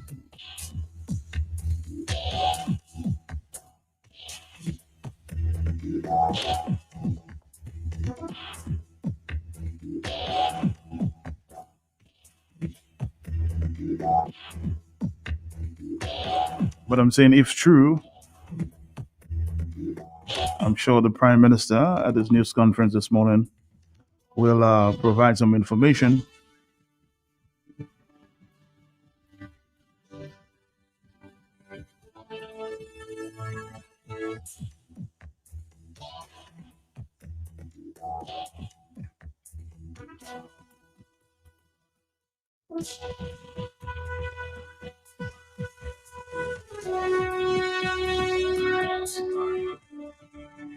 We're gonna take a quick break. We're coming back. Exciting news from AutoTrade. Incredible savings are here. Take advantage of AutoTrade's Thrifty Thursday promotion. Mark your calendars. On the last Thursday of each month, AutoTrade is offering up to 20% off items throughout the store. Yes, 20% off. But wait, here's more. Keep your eyes peeled for our exclusive Deal of the Day offer, bringing you even bigger discounts on select items. Whether you're looking for car accessories, maintenance essentials, or just browsing for a great deal, we've got you covered. So be sure to swing by AutoTrade every last Thursday. At AutoTrade, it's more than a vehicle, it's a relationship. Terms and conditions apply.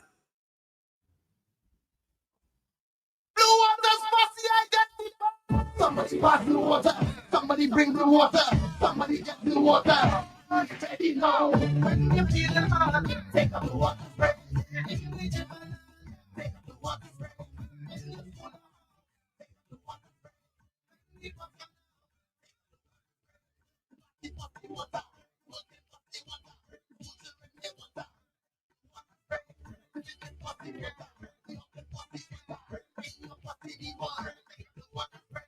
Somebody pass blue water. Somebody bring blue water. Somebody get blue water. Blue water. Locally distributed by Fine Foods Inc. Of course, I read a report this morning. I did speak to that the Prime Minister of Antigua and Barbuda confirmed on the weekend there that an official of the West Indies Oil Cooperative Company was questioned in the United States. Story reads, Prime Minister Gaston Brown says he can confirm that a senior West Indies Oil Company official was questioned by the U.S. authorities during a recent trip to the United States after reading a report published by the UPP-aligned Real News Antigua and subsequently speaking with the official. Speaking on the Point FM's Brown and Brown show on Saturday, Brown said he read the Real News report and then he contacted the Chief Executive Officer, Gregory Georges, to establish what had occurred. Quote, I saw the publication on the Real News and I spoke to Gregory Georges, the Prime Minister said. He said Georges confirmed that he was detained and questioned by U.S. authorities and his electronic devices were taken temporarily. He told me that he was questioned and that his laptop and phone were taken but returned to him later. Brown said the question appeared to be linked to the ongoing international scrutiny following Venezuela's historical 25% shareholding in West Indies oil. He noted that the West Indies oil Venezuelan shareholding predated U.S. sanctions and said the company remained compliant after sanctions were imposed. There has been absolutely no violation, he said, of course, Brown said, on this. So, how much of an impact the U.S. taking over Venezuelan oil will have on us? A question to ask, huh?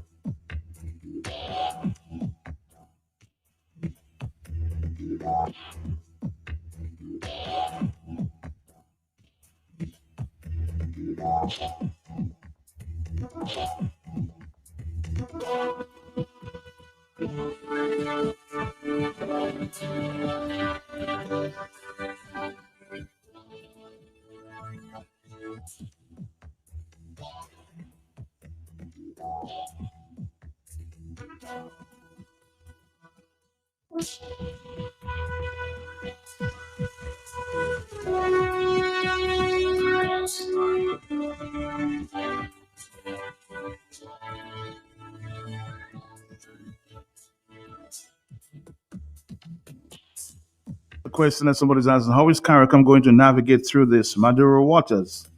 I await Roosevelt's Carrot's press conference today.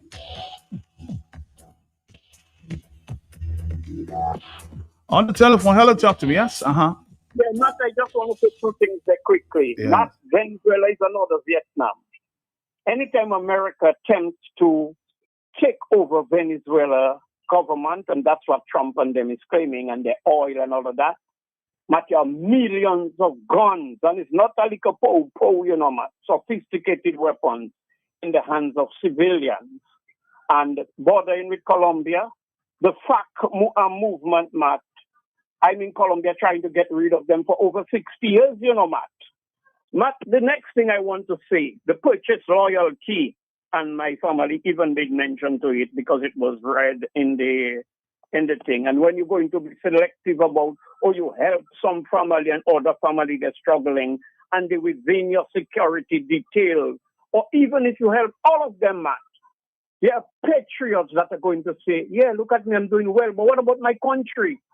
Matt, could it be now scary going to give every police officer a new phone and have it properly monitored by the Chinese? Matt, these are hypothetical questions, all right? Because now scary is going to be even more paranoid. People like he and Gaston Brown. Matt, they are implicated. The U.S. have a thing, catch and release, Matt.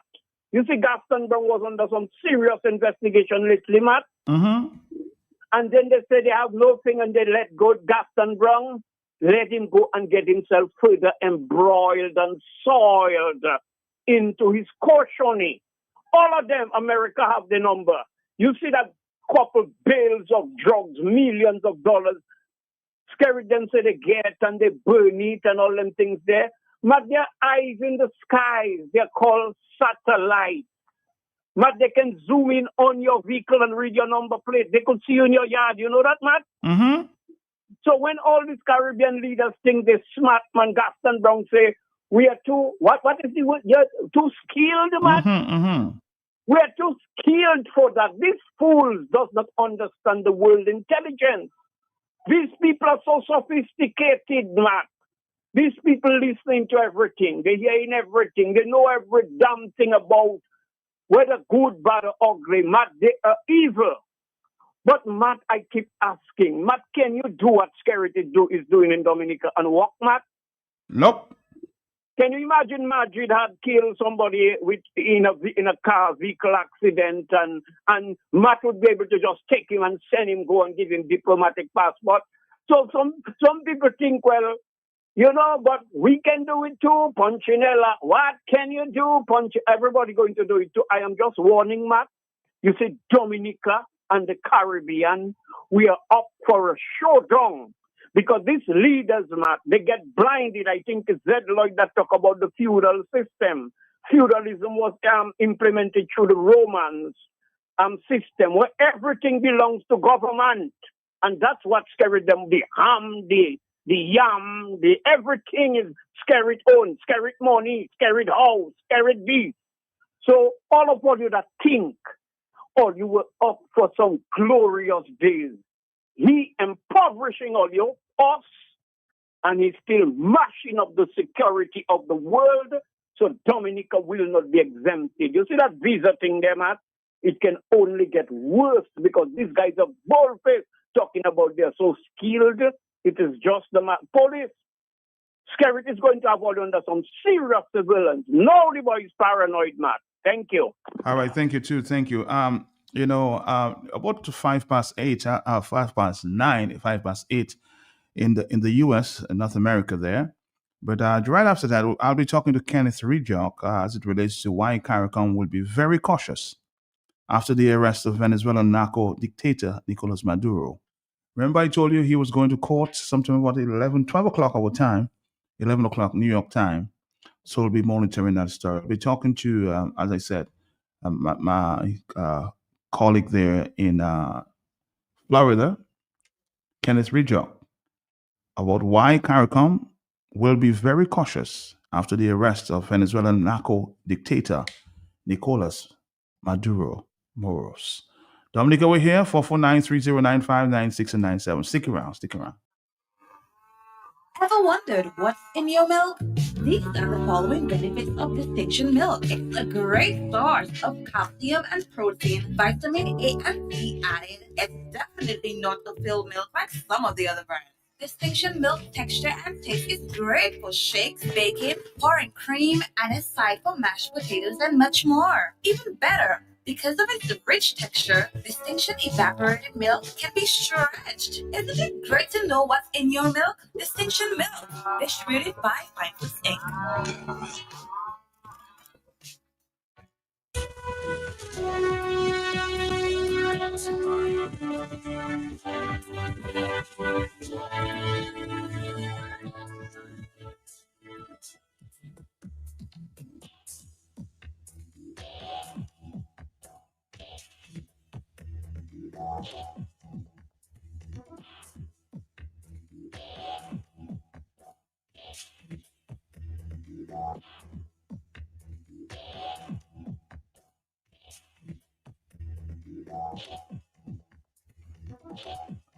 Let's go. It's 10 o'clock. The next hour, we have a news conference with the Prime Minister of Dominica. Are you there, caller? Yes? Morning, Matt. How are you doing today? How you doing?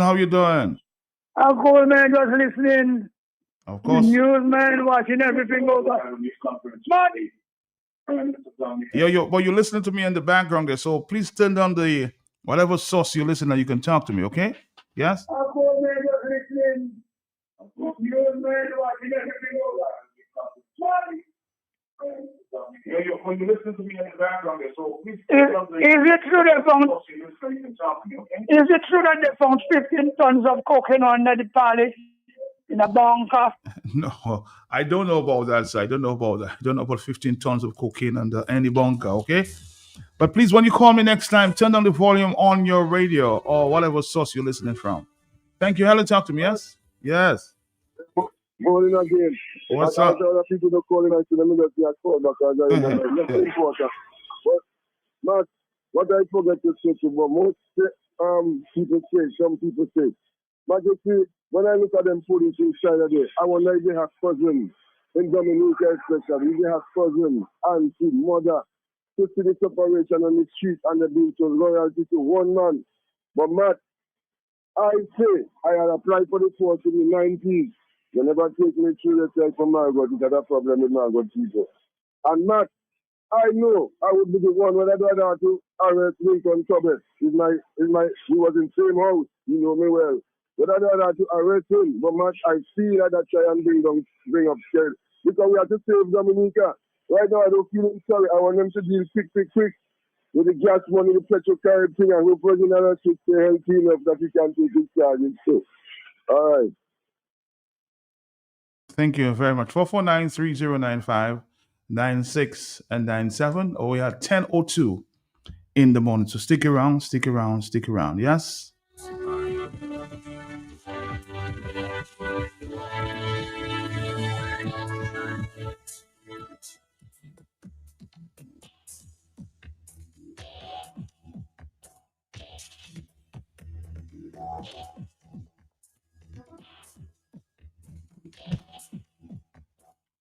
Hello, talk to me. Yes? Hi, Matt. Morning to you and to your listeners at home and abroad. Morning to you, boss. Morning. And again, Happy New Year to you and Happy New Year to your listeners and so on at home and abroad. Yeah, well, this Venezuelan issue is it's mixed feeling, really. I mean, when you look at it, when you think of it, I had some people call and said that they doesn't like a dictator. I may say not like a dictator. When you run for election, your whole idea of run for election is to serve people and serve them well. And when you're in government and you unite your people and you serve them well, not everybody may be supporting your party or supporting your policy, but once they respect you and respect the work that you're doing, it means when wrong things happen to you, then you have at least 85%, 90% of your citizens standing with you, for you, and against the evil, or whatever you may call it, that may be bothering you, and so on. But when you divide people, you put some against the other, and you see those who oppose your policy as haters and not necessarily as people who contribute to their society and have a point of view, will agree on the several issues and so forth, and you put them in a separate bracket. It means when things happen to you, rightly or wrongly, people are not concerned about you. They're not interested in you because, as far as they're concerned, you're a divider. You're a destructive leader, and you're not serving the purpose of the people properly. You serve one step well, and you serve the other step as they don't belong, and so forth. And I believe that's what is happening in Venezuela. I mean, you see countless of persons in Venezuela who themselves are happy with what happened. You saw a number of them in Miami and so forth, and other places who are happy. There are those who are unhappy with what is happening and so forth. And I listened to a story about how this thing happened, and they had persons right within the military of Chavez who sold out, who were working with the Americans right within there. And it so happened that three of the guys that was on duty that night, very close to where Chavez was, were those guys who were involved with the Americans and so on. And you heard the story about the guy who said his daughter was sick. And you heard the guy who said they were promoting people. I mean, they've been there for a while in the armed force.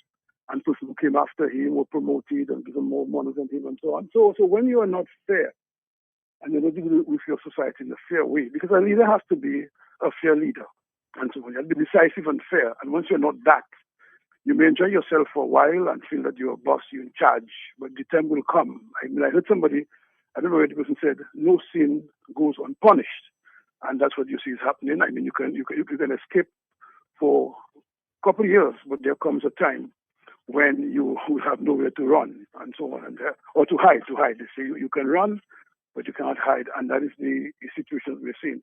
So it's mixed feeling. I haven't heard anything much from CARICOM coming from what's happening in. I think you heard other countries talking. I mean, you heard the Soviet Union who spoke, and they themselves are not an example because they You see what happened in Ukraine and so forth. So they're an example. You see the Chinese spoke, but you see what is happening around Taiwan and so forth.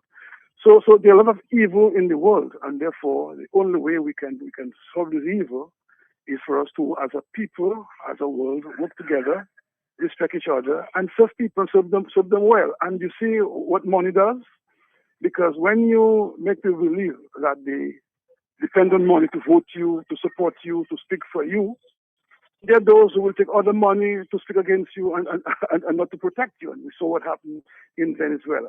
So I'm still listening. I'm still collecting what is happening, hearing from people, different persons, and so on.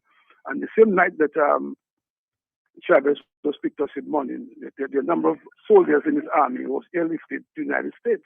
So they moved to better life. I mean, there millions of dollars was paid to execute this thing and so forth. Not just see what happened. I hope Venezuela can recognize, and those who are in the leadership now, that they have to settle down and bring the country back to normalcy. I've been to Venezuela a couple of times, and Venezuela was a thriving democracy. I mean, it was not perfect, but people were living, they were working, they were earning. You could go there and do your shopping. The only thing I remember, there were some people going there from St. Lucia to shop, and the only difference they had was the language and so forth. And but in terms of the prices of goods and the gold and all of that was available there, and leather, I mean, people doing quite well going in there to shop and so forth. And Venezuela have just fallen in a situation where, I mean, people have to be flying away from the country and look for better lives outside. And so, and that is not nice.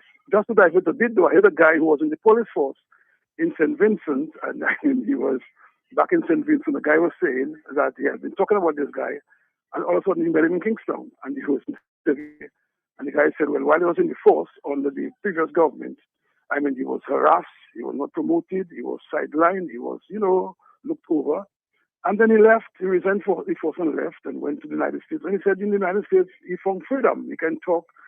So the guy asked him, are you coming back now to service? He said, no. I mean, he has served his time, he has left and gone, and he has had a good life in America. So when you can have a good life in your country, where people feel they must victimize you because they feel you're not supporting them, they must imprison you because you come out for a little protest and so forth, then live a divided society. So when something happens to you, then you have very little support. Those who are earning from you now may come out and talk and so on, but their talk has no effect. Because look at those who support Chavez, their talk have no effect. Chavez is in the United States facing charges and so forth.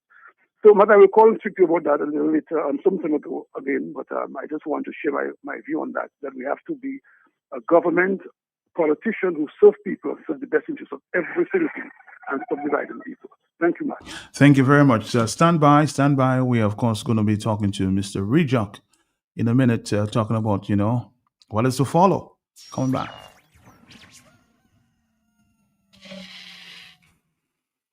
Tune in every morning for The Hot Seat on Q95, the latest happening event, breaking stories, and behind-the-scenes in-depth investigative reports. Stay locked for more fair and balanced talk on The Hot Seat on Q95, the big station.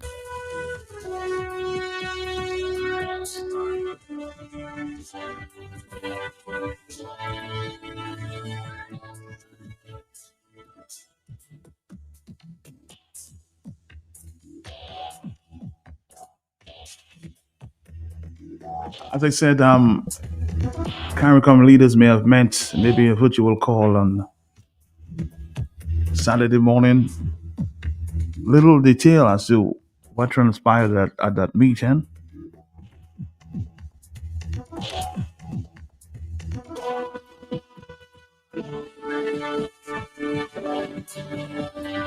And I'm just reading another article questioning why CARICOM will be very cautious after the arrest of the Venezuelan dictator Maduro.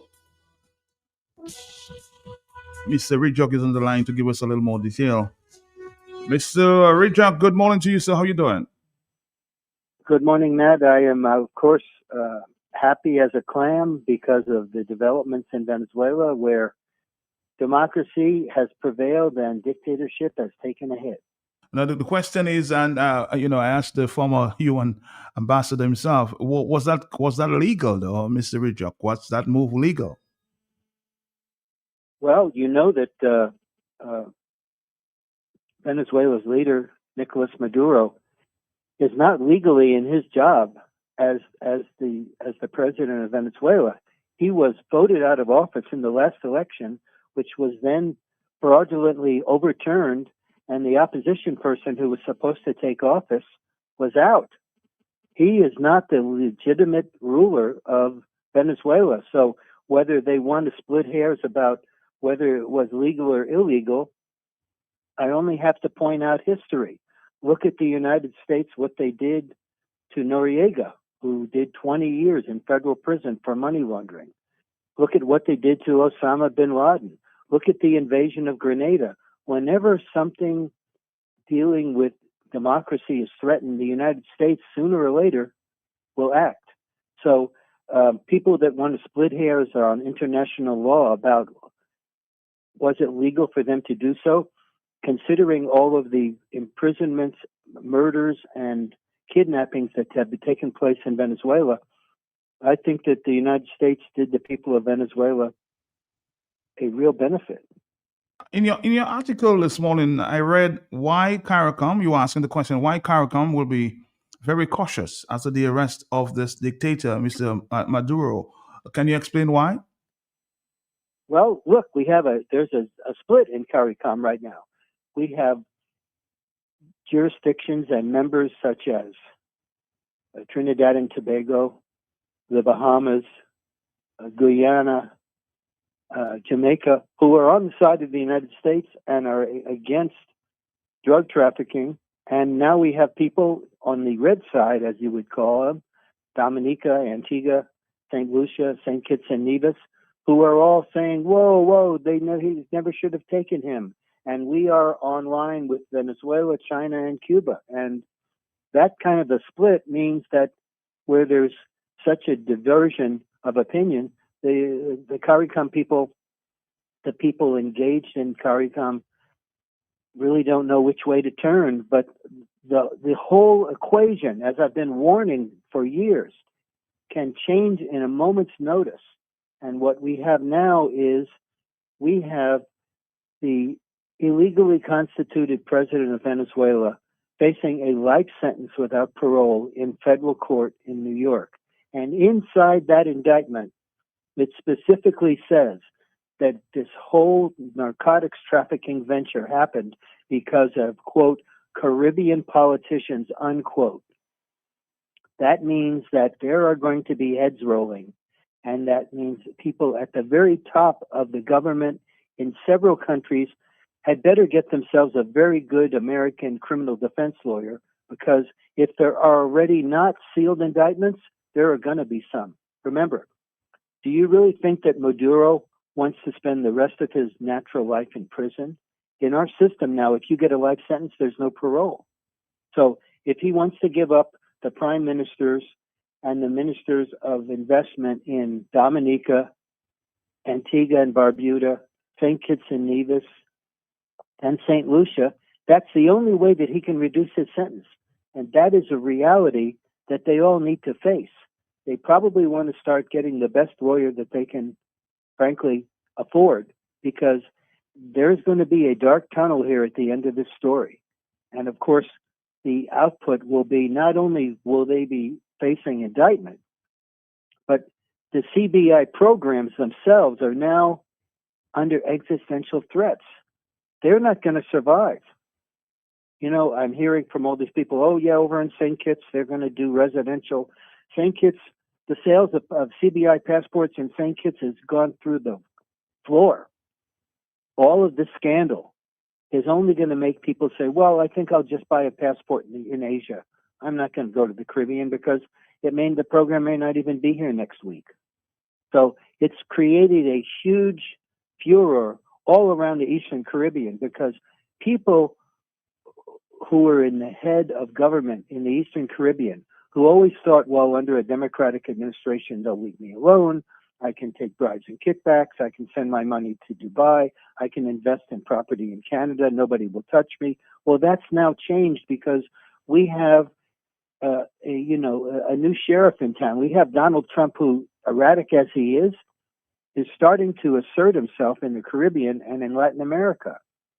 So this is not good news for anybody who is a career criminal who happens to be a prime minister in the Eastern Caribbean. So you feel very confident, it appears, that some of these Caribbean leaders may or will be indicted.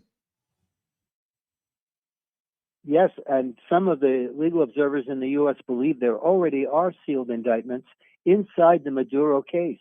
I don't think Maduro has a choice. If once he agrees to cooperate, he can't hold anything back. And all of the money that he has sent to the Eastern Caribbean for election fraud, for bribes and kickbacks to tell people to allow drug trafficking boats to go through their jurisdiction, that is all going to come out. And of course, in the background is something totally different. The premier of the British Virgin Islands, who is doing a decade of years in a U.S. prison for money laundering and drug trafficking, Andrew Fahey, he is now cooperating with the United States, and he apparently has got even more information on government leaders in the Caribbean involved in facilitating drug trafficking. And while I'm on the subject, I just want to tell you something specific to Dominica, that I have been getting communications today from people who live in Dominica telling me that the government of Dominica is now blocking my articles, and they can't even read them on the internet on their computer, forcing them to go to what we call a virtual private network and read it as if they were living in the United States. The Skerritt regime is blocking my articles about Dominica. They're using hackers who are putting things up there on the internet saying that I don't have the security certificate for the internet, therefore you're not allowed to watch it. That shows you how serious it is. It's very serious to learn. Now, the Caribbean region, including Dominica and Antigua, have been dealing the oil interactions, the trade going on between Venezuela and the Caribbean for many, many years, may be affected as well because of I'm reading a list there that says that, stick around, that says some of our people in the region may be on that board as it relates to the oil leaving Venezuela. I'm trying to get to that information there with you. So there may be some implications in that as well in terms of the trade that we're doing with Venezuelan oil. Well, that's going to be a real problem, because if you can't get gasoline to run your car to go to work in Dominica, what do? You know that there's an unhealthy dependence that many states in the Eastern Caribbean have with Venezuela because it does produce petroleum. And all you have to do is look at my article today. If you can't see the article on the blog, go to linkedin.com, and it's also published there.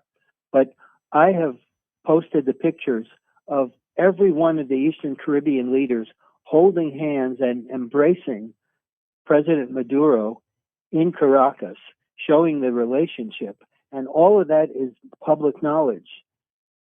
Those leaders, whether they are, in the St. Kitts and Nevis, St. Lucia, Antigua and Barbuda, and Dominica, those people are all exposed to this huge criminal case. And where it goes, nobody knows. So my advice is that the opposition in Dominica is probably looking to think about the future and what their country will look like under a new government. You think that's a potential that may happen or will happen, given what the circumstances on the ground? I do. I really think that indictments of prime ministers, as horrific as that is, will eventually come. Those prime ministers won't be able to leave their country because of the Interpol red cards. They'll be prisoners in their own presidential palace. And what will happen if, God forbid, the United States comes and takes them out of their country? Everybody forgets about how the United States literally started a war in Panama to grab Noriega. This is not something which hasn't happened before. Whenever the the democratic threats in the Western Hemisphere appear, the U.S. takes some really strong action. It's going to be interesting this year to see who survives and who is going to be like Maduro in a federal prison awaiting trial and wondering if they'll ever see their home country again. Let me just ask a question based on Venezuela. Of course, a new president has taken oath, but she's saying that the Americans should release Maduro, meaning that she has given a commitment to work with America, or would the authorities consider releasing Maduro at this time? That's the question, because you seem to be asking for Maduro's release. Listen. That's just the party line, and Trump has already said that she could be in for the same treatment if she wants to continue to fight. It's time for the opposition in Venezuela to take charge, to go into office, and the country needs a huge change of administration, willingly or unwillingly. And I can tell you that here in Miami, remember, 8 million Venezuelans have had to leave the country because of Maduro. We have a huge colony of Venezuelan expats here, and they all want to go home and work a new government. So things in Venezuela will be chaotic at best, horrific most likely, and will change. And the Caribbean is going to have to change with it. And if you saw what our Secretary of State, Marco Rubio, just said, Venezuela is only the first step in cleaning up the Caribbean. And he's pointed a finger right at the next target, and that is the Republic of Cuba. And remember, what about all those Eastern Caribbean prime ministers who got their educations in Havana and who are all have fealty and homage to the Castro government?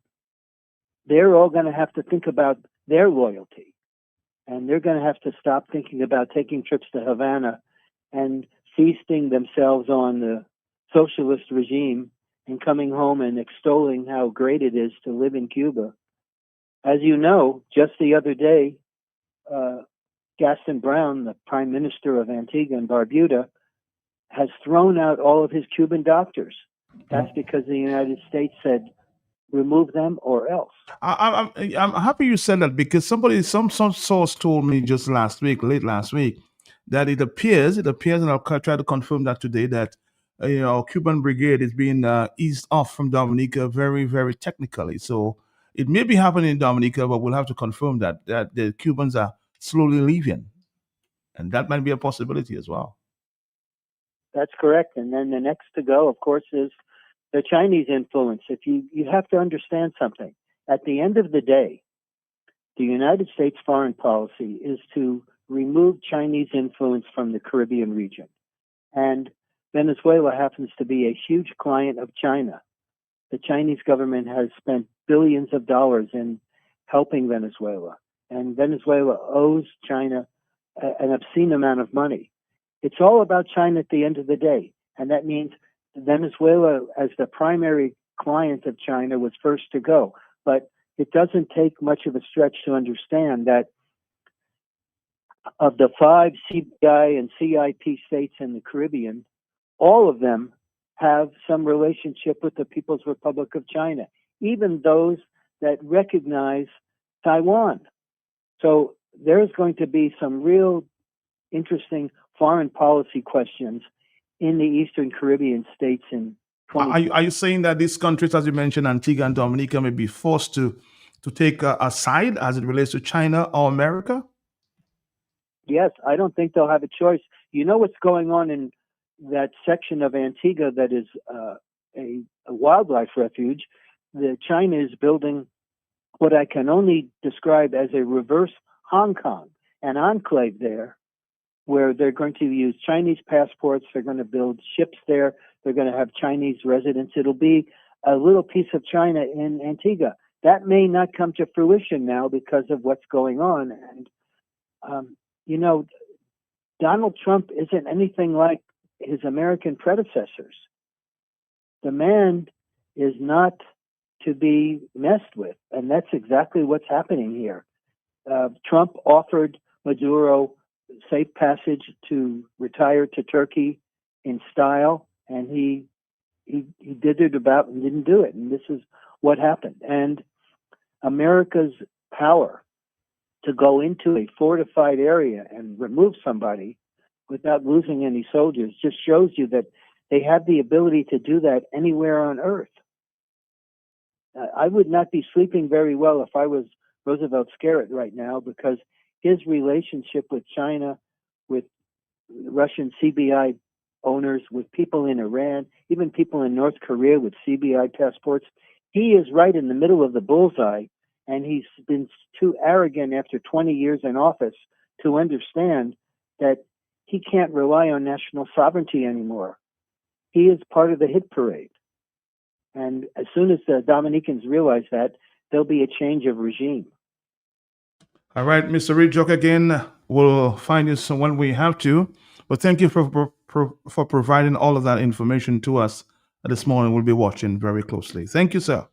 Thank you as usual. Thank you, sir. Thank you. Thank you.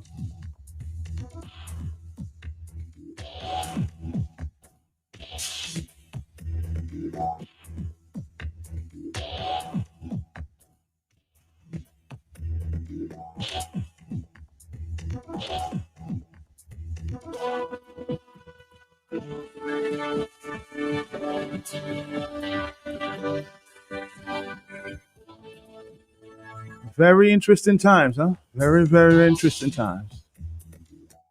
You're going to come back after this.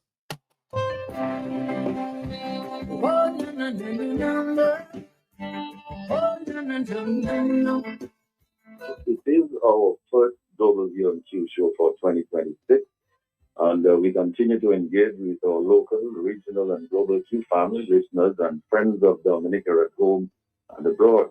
With me Tuesday night is Justice Dr. Irving Andre, Social Scientist Simeon Joseph, Pastor Dr. Randy Rodney, Mr. Claudius Sanford, retired ASP Nicholas George, and former Dominica UN Ambassador Christine Gregoire. We will discuss national security and administrative accountability, crime and small arms proliferation, border security and police integrity, societal norms and tolerance which breed crime and undermine social stability and national security, and the implications for Dominica and the Caribbean of the U.S. invasion of Venezuela. So here are some issues and questions that we hope to deal with. Is there effective national security and accountability in Dominica? Is crime and small arms proliferation now rampant in Dominica, considering there were 24 homicides in 2025? Is there a problem with border security and police integrity in Dominica? Have societal norms and tolerance in Dominica been fostering crime and undermining social stability and national security? Do the government's policies reduce gun proliferation? Has the government held anyone accountable for importing drugs? Has the enforcement of gun legislation in Dominica been successful? If not, why? What is the way forward? Is the government willing to take the guns from the little snipers? Is gun violence being used to intimidate persons opposed to the regime? However, as we begin, we will briefly look at the implications of the U.S. invasion of Venezuela and the capture of Venezuelan President Nicolas Maduro and his wife. What does governance of Venezuela look like going forward? Who is now in charge in Venezuela? And what are the implications for Dominica and the Caribbean? So tune in Tuesday night, the Global View on Q, 8 p.m. for more.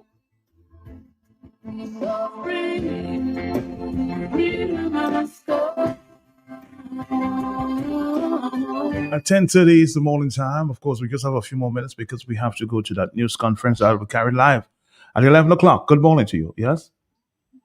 Yeah, good morning, Matt. How you doing, brother? Hanging in there, bro. Hanging in there. Yeah, good morning to the audience. You know, Matt, a lot of people keep tying up this thing about oil and Venezuela and whatever things. These aren't our arguments, you know. These aren't our arguments. Our argument is about a culture in the Caribbean that is being repressive to us, bro, as a people. repressive, and sometimes you have to join with your enemy to destroy what needs to be destroyed. So it's not a thing of supporting the takeover of Venezuela oil and all those things. That is not our issue. Our issue is these guys and the relationship that they're dealing with is politically. It is disrespectful. It is horrendous. And we almost cannot do it ourselves. I have a bunch of brethren, bro. They can't even travel out of Dominica because why? They went to a protest, and man have man passport. They cannot go and do their business frustrated in the country. That is political repression.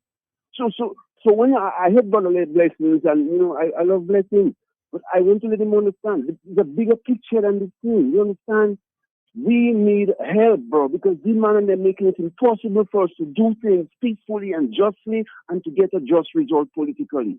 So that is what this issue is about. Let us understand what the focus is. It's not about Venezuela resources and saying Trump should go and take Venezuela oil. That's not what we are supporting. What we are supporting is that it's time for this message to go across the region that these guys need to go because their method of governance is repressive to the people and exploitative. You understand? And we're going to end it.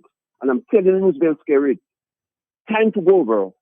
I'm telling you, time to go. Because we're going to work with these resources. 10:30 is the morning time. Somebody just sent me a video as to, what, let me see. The fact is that Venezuela is arguably the single greatest resource of oil and minerals on the planet. So, why is this country in the midst of one of the greatest humanitarian crises in modern history? You're lying on a concrete slab in Lower Manhattan. 8 hours ago, you were the president of Venezuela. Now, you're inmate 89304-054 at the Metropolitan Correctional Center, the same facility that held El Chapo, Bernie Madoff, and Jeffrey Epstein. The fluorescent lights never turn off. The cell is 6 feet by 8 feet. There's a steel toilet 3 feet from your head. And you can't sleep.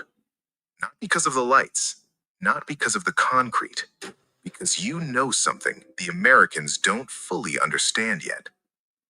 You are the most dangerous prisoner in the United States. Not because of what you've done, because of what you know. Names, accounts, routes, deals. 13 years as president, 7 years as foreign minister before that. 20 years of secrets. Russian operatives, Chinese loans, Cuban intelligence, Iranian weapons, Colombian cocaine. It's all in your head. And right now, 3 governments are calculating whether it's safer to let you talk or make sure you never do. The trial is set for September 15th. That's 8 months away. The only question is whether you'll live long enough to see it. This story isn't over. It's just beginning. Over the next 8 months, we're going to watch the most powerful governments on Earth play chess with a man's life. Documents will leak, witnesses will flip, and somewhere in a Manhattan prison cell, Nicolas Maduro will make a decision that could shake 3 continents. I'm going to be covering every twist. If you want to be here when Maduro talks, or when someone makes sure he doesn't, subscribe and hit the bell. This is the kind of story that moves fast. You don't want to find out what happened from someone else. Now, let me show you the case against him.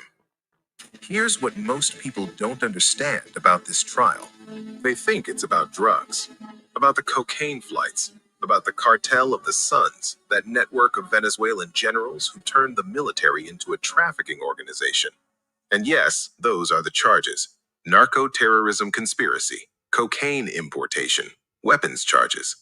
The indictment is 50 pages of dates, amounts, coordinates. But the drugs are just the door. What's behind the door is much bigger. Nicolas Maduro spent 2 decades at the center of the largest anti-American alliance in the Western Hemisphere. He wasn't just a president, he was a node, the connection point between regimes that share one thing in common. They want to weaken the United States. Russia used Venezuela as a foothold in America's backyard. They sent military advisors, weapons, intelligence officers. They propped up Maduro when the economy collapsed.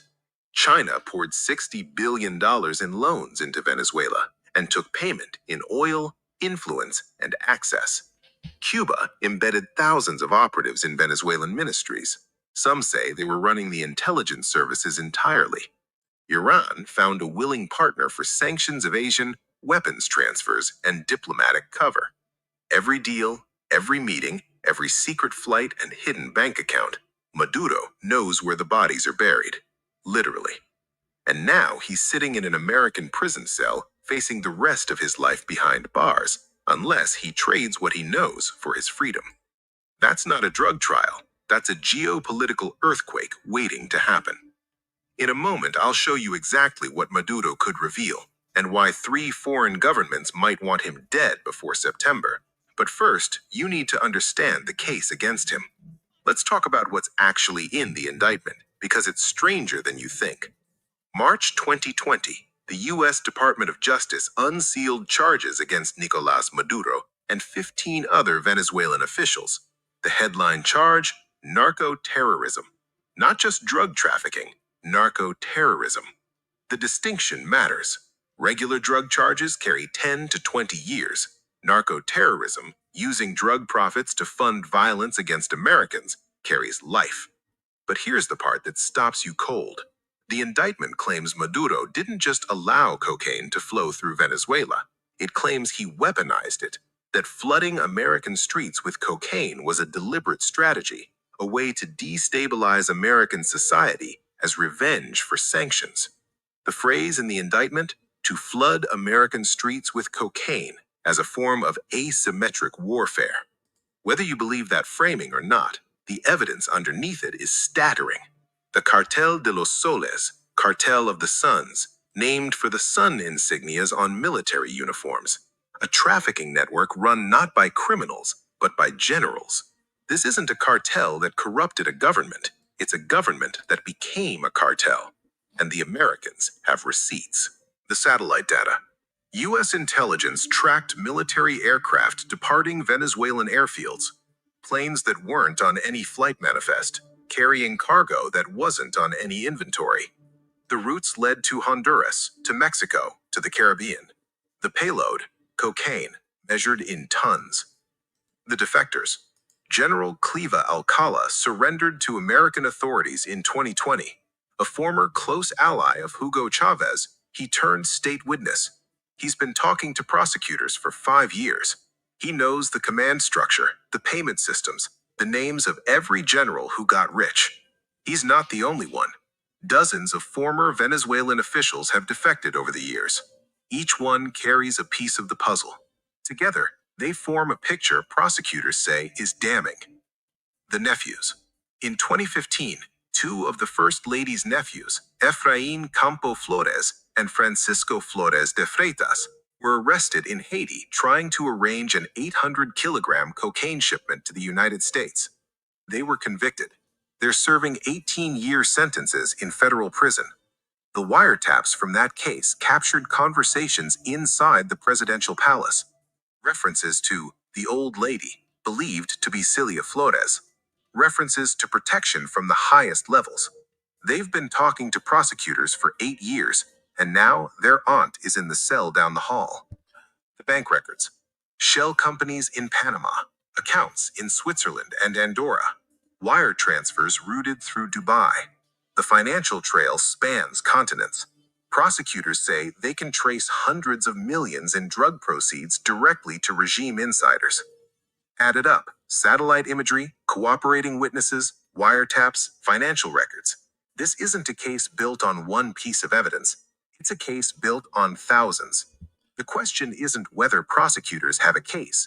The question is what Maduro will see when he sees it. There's a ghost in Maduro's cell, a warning from history. December 20th, 1989. American forces invaded Panama and captured Manuel Noriega. Military dictator, CIA asset turned enemy, drug trafficker. The parallels are uncomfortable. Like Maduro, Noriega ran a country as a personal criminal enterprise. Like Maduro, he was indicted on drug charges while still in power. Like Maduro, he believed the Americans were bluffing. They weren't.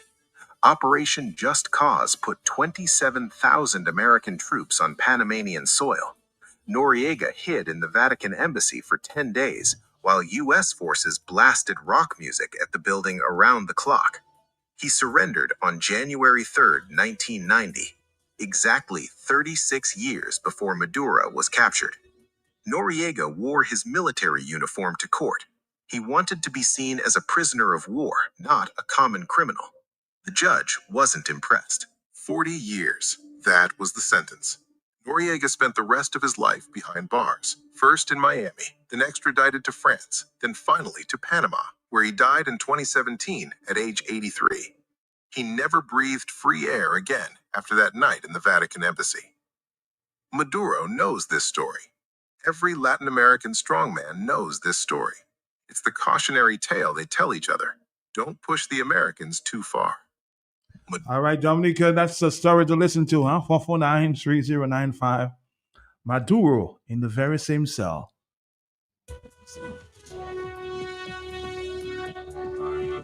Maybe at the 1 o'clock hour, I'll play you more of that documentary there.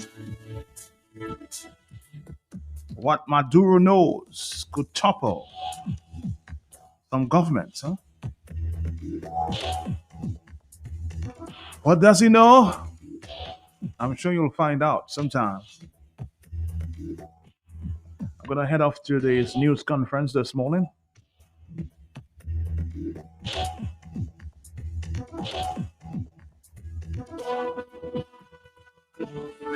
But before we do, let's take a phone call, and of course, we'll call it a wrap. Are you there, caller? Yeah? Yes, Matt. Good morning, I'm there. Good morning to you. Morning. Yeah. Maduro better talk. He better talk? Yes. Why you want him to talk? I know why I want him to talk. Okay, Lucille. Thank you. Thank you. They said what he knows might topple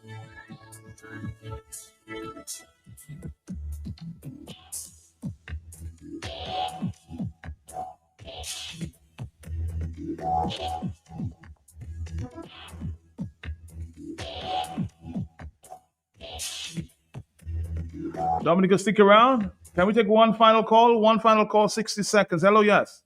One final call. Good morning. Morning to you, sir. Yes. Yeah, what's up? Not I listen to the whole thing, and one thing that comes to mind when I listen to this whole story, and you ask you to pray about all the evidence. Remember the Iraq? Yes. And the weapons of mass destruction?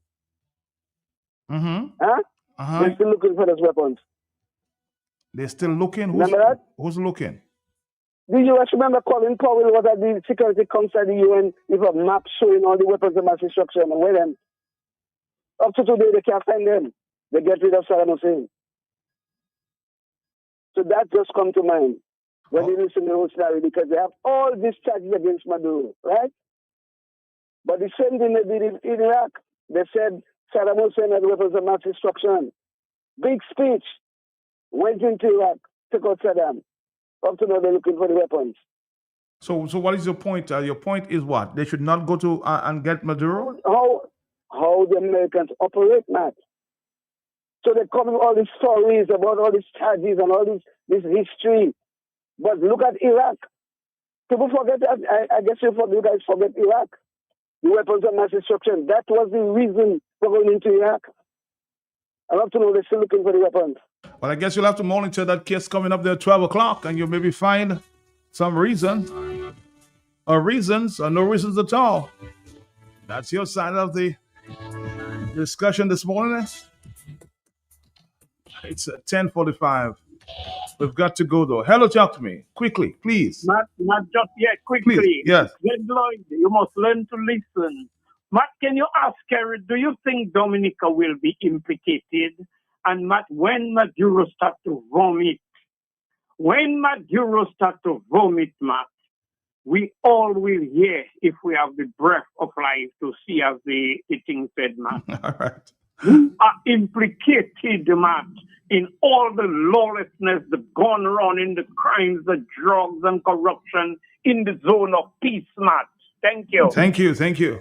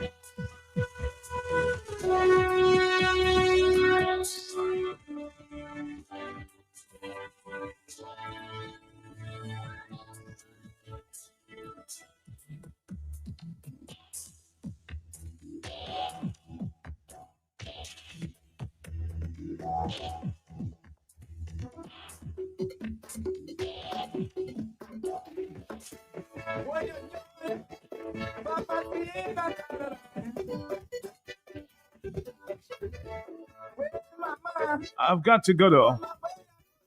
Maybe with some calypsos until 1 o'clock.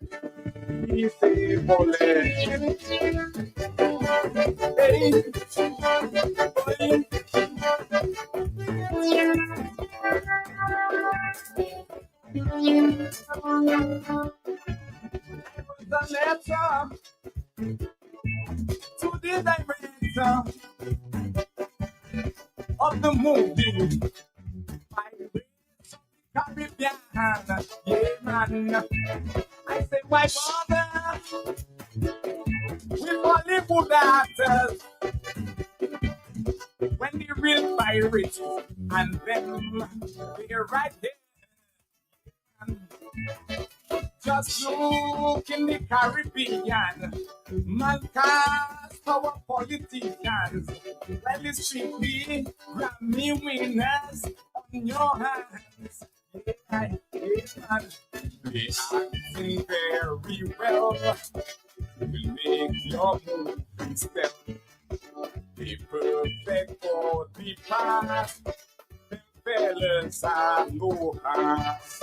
They defy every day what the Bible say. That crime can never be. They love the rain. Love the rain. And yes, they from the rain. Love the rain. They from the rain. Want the rain. Offshore banking. Offshore banking. Where man. Where man. In Cayman. Cayman. Oh yeah man. Yeah man. I tell you Cayman. Yeah man. Cayman is true. Yes it's true. So don't let them fool you. When they go to Cayman, that is the man they go for the real pirates.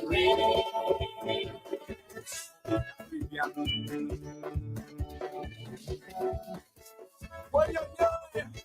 Hey, mama.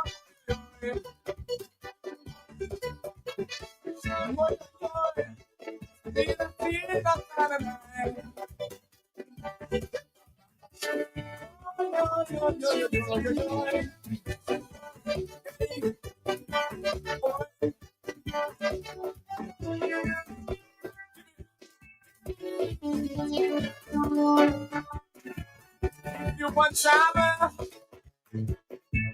Bring your camera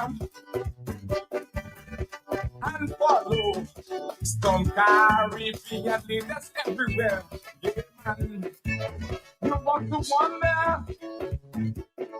if they does remember their hope and the trust of the people who put them there. Yeah, man. When these Caribbean leaders meet with those international crooks, they remind me of them pirates in the history books. Yeah, yeah, man. They dressing very well by their expensive suits, you can tell. They dealing anything. That's what's going to human trafficking. And you know your friends who protecting them from the people who elected them. Oh, they love their rain. Love the rain. Yes, they from the rain. Love the rain. It's wondering. Offshore and pain. Offshore and pain. Where man? In Cayman. Oh, yeah, man. Yeah. Said you Cayman. Cayman is true. Yes, it's true. Man, don't let them fool you. When they go to Cayman, that is the rendezvous for the real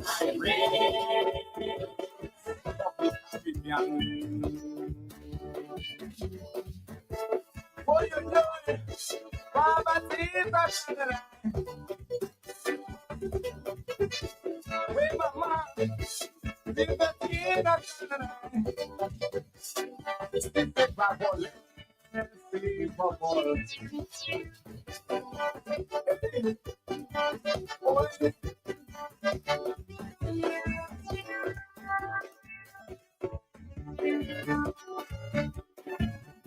Come and chill them in their homeland while they campaigning as honorable gentlemen. They're so convincing when they're speaking. They don't have to act. It's their natural habitat. However, I must mention some of them have good intentions, but they never ever step down with private companions. Their only loyalty is running woman and money. They deal with anyone. No discrimination. Oh, I know when this Caribbean will be led by some honest man. Boy, my mother on the rain. Yes, they from the rain.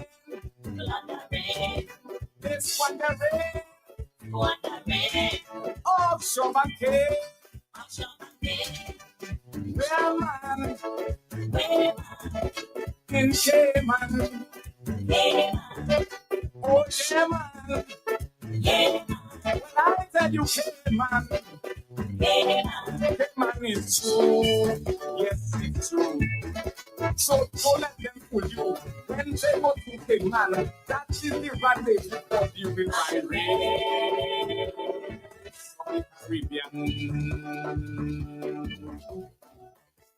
Oh, yeah, Viva Vida.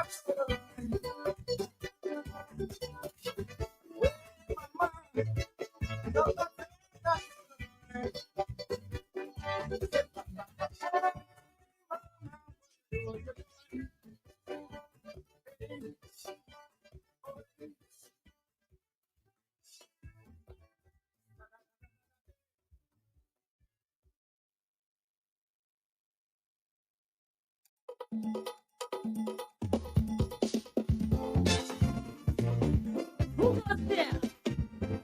That mama.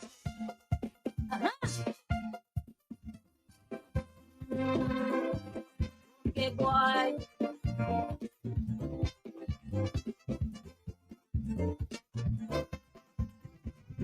Sacrificing and you working so hard. Somebody's not wishing you back. My love inside you sad. Somebody's not wishing you back. Is it human nature? Do we get that culture? You don't want to see it on that wrong road. So sometimes innocent you make it enemy. Someone you never go nowhere. Fighting hard to keep you down. Feel like everything you do. Some people for you and some against you. Yeah. Those who are against you. There is nothing they wouldn't do. They will pay you darker than Satan. Use you of everything they can. You know how the public just love a gossip. You are getting through the gutter. It's the history of your mother, but bitch. Through your struggle. Cause when they think you break, breaking you down, they're just making you stronger. That's life.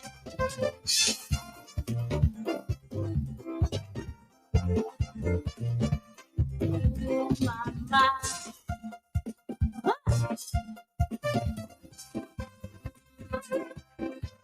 Boy.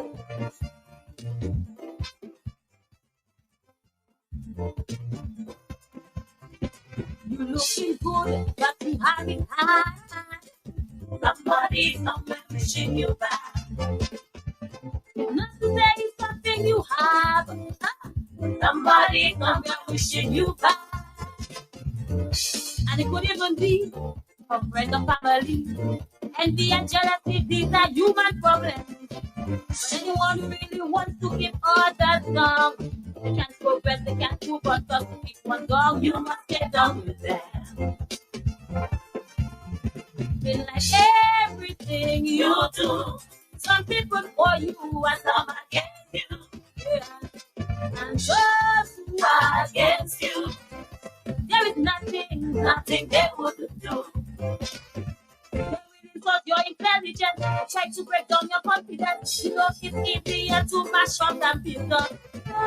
Some will pretend to support you, but that only in front you don't take you. Hold on to your struggle. But when the things you break, they're breaking you down. They're just making you stronger. That's life. Worry. Mama.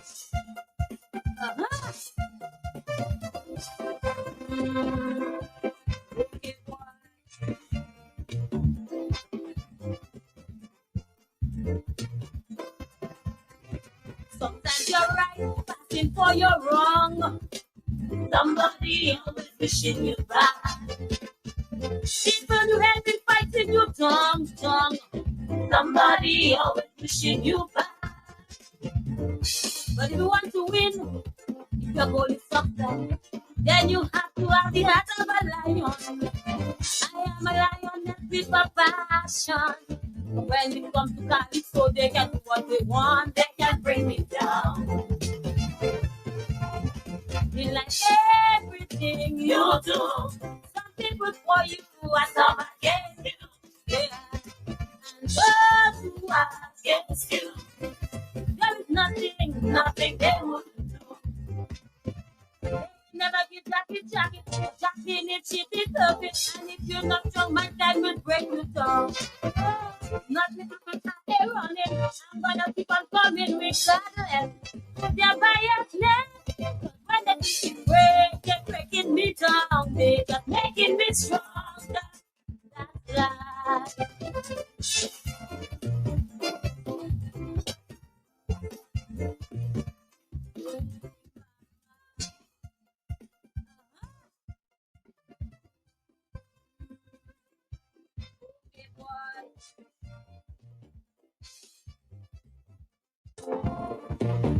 Who goes there? Dante. Mama.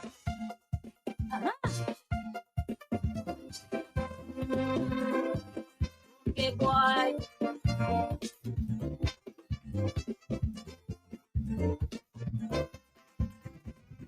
Sacrificing and you working so hard.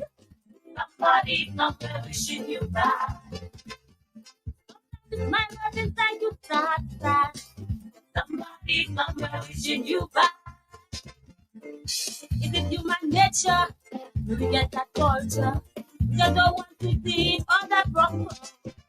So sometimes innocent you make it enemy. Someone you never know nowhere. Fighting hard to keep you down. Feel like everything you do.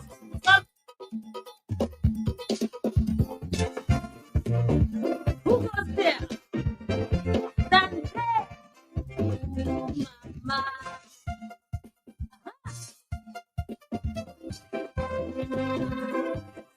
Okay, boy.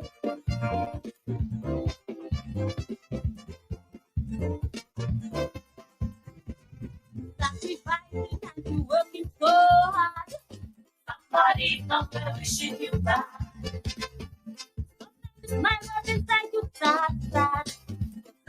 Somebody somewhere wishing you back. Is it human nature? Do we get that culture? You don't want to see other prosper. So sometimes innocent you make it enemy. Someone you never go nowhere. Fighting hard to keep you down under.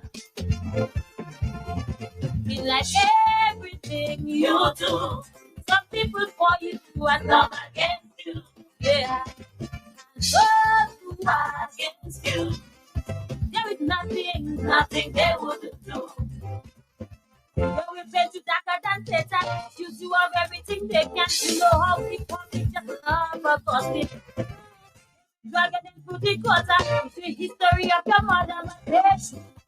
Through your struggle, but when they think you break, they're breaking you down, they're making you stronger. That's life.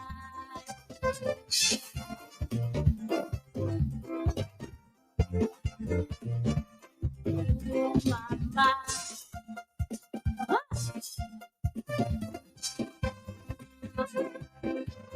Why?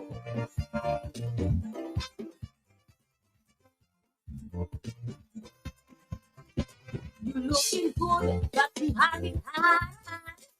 Somebody somewhere wishing you back. Not to say it's something you have. Somebody somewhere wishing you back. And it could even be a friend or family. Envy and jealousy, these are human problems. But anyone who really wants to keep others down, they can't progress, they can't move on, just keep one dog, you must get down with them.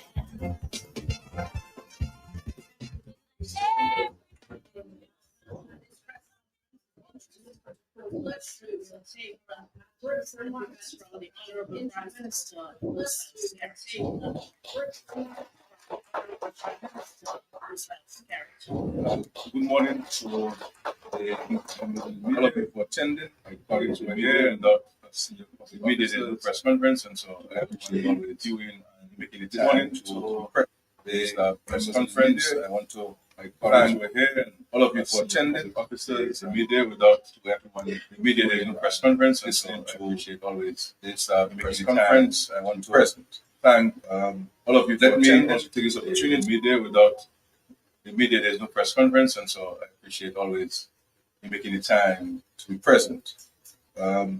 Let me also take this opportunity to wish all of you here today, as well as all of you tuned in, a happy and productive New Year.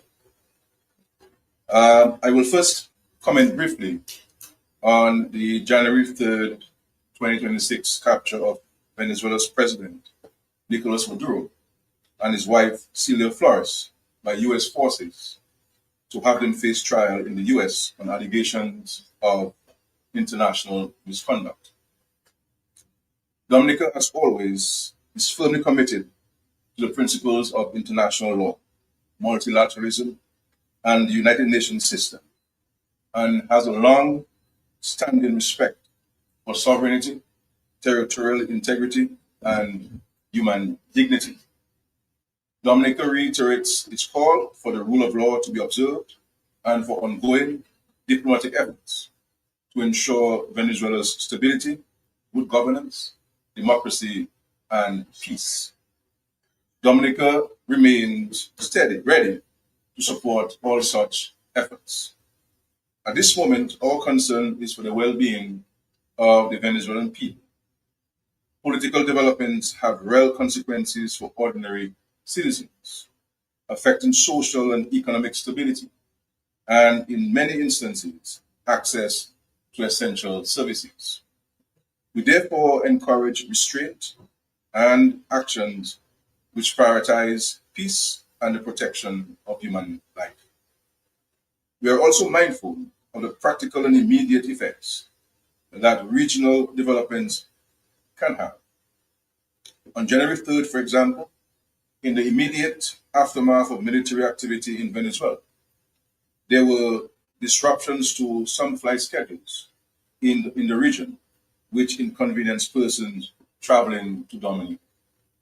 We are pleased to note that these disruptions were short-lived and that flight operations have since returned return to normal. Dominica is also attentive to the broader regional implications of instability. Our Caribbean region is closely interconnected through trade, energy cooperation, and migration. Developments in one country inevitably have ripple effects across neighboring states. It is for this reason that we place great value on regional dialogue and coordinated engagement. In this regard, Dominica continues to engage with our partners in CARICOM.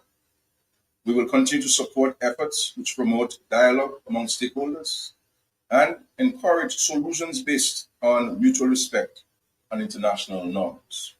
I understand and acknowledge the uncertainty and concern caused by these recent developments, and I assure the people of Dominica that this government will continue to represent your interests with diligence and care. As discussions continue at the regional and international levels, the government of Dominica will remain engaged, measured, and principled. We will continue to assess developments, consult with our regional partners, and act in a manner consistent with our long-standing foreign policy values. I will speak now about our U.S.-Dominica relations. I wish to provide a brief update on ongoing discussions with the United States of America, particularly in light of the December 16 proclamation announcing partial visa restrictions. Dominica has been engaged in ongoing dialogue with the United States on matters of mutual interest, and an agreement has been reached on one of the primary areas of collaboration.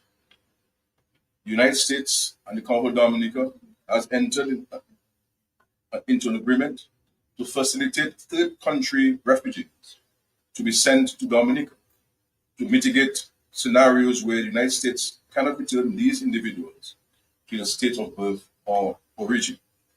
In our discussions with the State Department, there have been careful deliberations of the need to avoid receiving violent individuals or individuals who will compromise the security of Dominica. This has been acknowledged and well received by the State Department. Given the importance of bilateral relations between the United States and the Commonwealth of Dominica, I, as Prime Minister and Head of Government, believe it is important to find key points of agreement and compromise between our countries. This engagement is based on our responsibility to safeguard the well-being of our people, particularly the access to lawful travel, education, employment, and family connections, while strengthening cooperation between our two governments. I believe this will further deepen our long-standing relationship and signal clearly that Dominica remains a willing and reliable partner of the United States in our region. Let us, as we start this new year, we must choose steady reflection, not heightened emotion. This is a time for clear thinking, not division.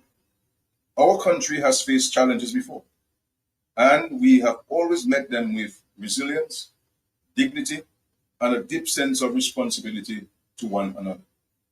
Let us begin this new year by lowering the temperature of our national discourse, choosing calm over conflict, and remembering that we are strongest when we stand together. This new year must also renew our shared commitment to nation building, above and beyond political or personal differences. Political views may differ, but our love for country must remain greater than any division. We have much to be proud of and much to build on. This government has a clear vision of sustainable development, with ongoing investments in housing, health, education, and major national infrastructural projects. Let us enter this new year with confidence, purpose, and hope. Focus not on what divides us, but on all that we have going for us as a nation and on the work still ahead. to secure a better future for generations to come. This is my charge to all of us in our country this morning. And I do hope that we can all live up to this expectation. I will now pause and to take questions from the meeting. Thank you so much.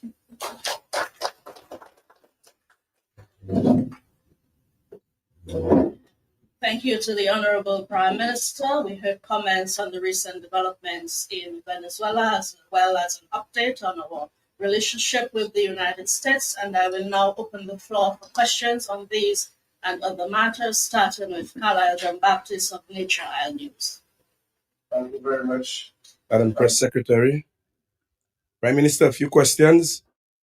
The U.S. indictment lists Maduro as a major drug trafficker. How concerned are you with these allegations? Also, the indictment states that the PDVSA was used in the transport of illegal drugs. How will this affect Dominica's relations with PDVSA? And my third question on the first round is, the indictment hints also that Caribbean politicians may be implicated in the matter. How worried or concerned are you about these allegations and the impact it can have on regional stability? I'll give you now.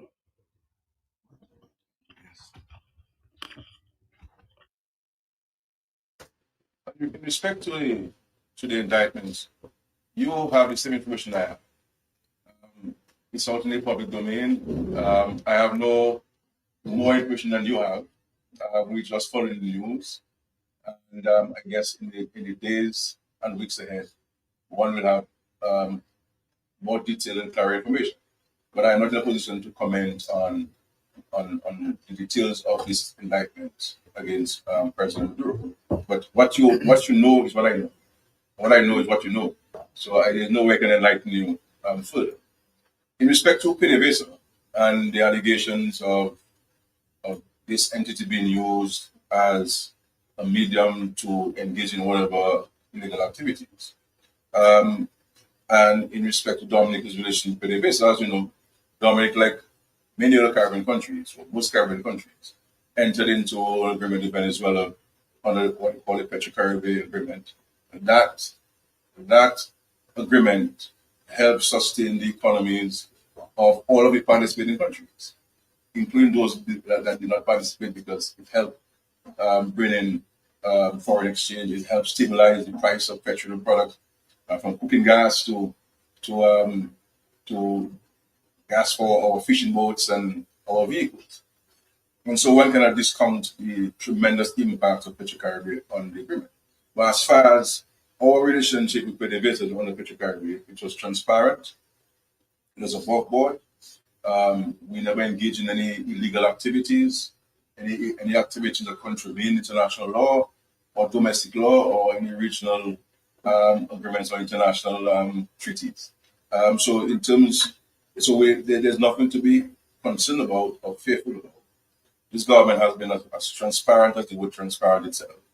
And I can say to you, without any fear of contradiction from anybody, this government has never engaged itself in any drug dealing, any illegal activities whatsoever. And we can stand and say this anywhere with a very clear face and a very sincere heart. You know our position on drug trafficking. You know our position on illegal activities in the country. There's no government in the history of this country that has spent more money on the police and national and regional security and ensuring that this country and this region remains a very peaceful place. No. And there are a number of things that I engage myself in as Prime Minister with our international partners where regional security is concerned, that I don't even share the cabinet because of their high sensitive nature. But I do these things because I believe it is important for me to do so as Prime Minister, to secure this country and to secure the region as a place that people can live and do business and visit in peace without fear of insecurity. And so there's nothing, I know on social media it is hot and exciting, and all kinds of spurious things have been said, but the truth of the matter is, nobody can point finger at this government in any matter and so on.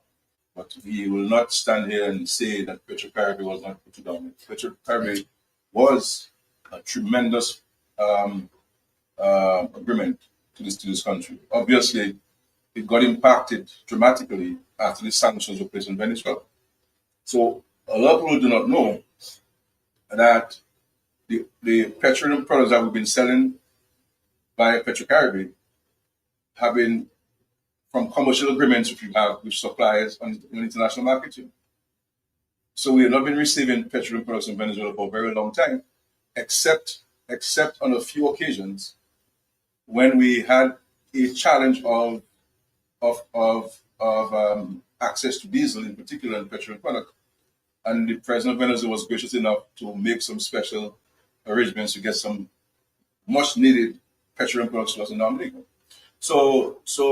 But insofar as this agreement, there's nothing untoward, this is above board, and certainly we're not aware of any activities that were contrary to any laws or any treaties insofar as this is concerned. So there's nothing to be worried about. Yeah. Anybody else? Yes, sir. Good morning. Morning. So what is, Prime Minister, what is Dominica's backup plan to keep fuel flowing if West Indies Oil or Petrocaribe linked entities face sanctions or disruption? And the second question is, the second question is, has the government assessed the sanctions and reputational risk to Dominica's economy and banking system from these fuel arrangements? And will the public see that assessment? In respect to the Dominica and facing any sanctions in respect to the Petrocaribe agreement, I said we have not been receiving petroleum products from Venezuela for a very long time, for over 7 years or so, 7-8 years, and largely because of the sanctions in Venezuela, and also the sanctions on ships transporting petroleum products from Venezuela. Petrocaribe Dominica has been procuring petroleum products from the market, from different sources. From Sol, where LPG is concerned, we purchased from that, we purchased from Western Oil before, we purchased from NP before, purchased from, I believe, the other company that's there, and there are other regional companies that we purchased from, one based in Jamaica, there's another one based in the Bahamas, there's another one based in Barbados, registered in Barbados. So this is where Petrocaribe has been buying their products for a very long time. So there's nothing to be concerned about as far as the citizens' economic is concerned. With sanctions, there'll be no justifications for any imposition of any sanctions in respect to this agreement under the Petrocaribe. It's been very transparent, very much above board, and so there's nothing to be concerned about. I cannot speak to West Indies Oil, but I believe West Indies Oil will be quite possibly in the same circumstance as Petrocaribe Dominica is concerned. I think I would have answered your question.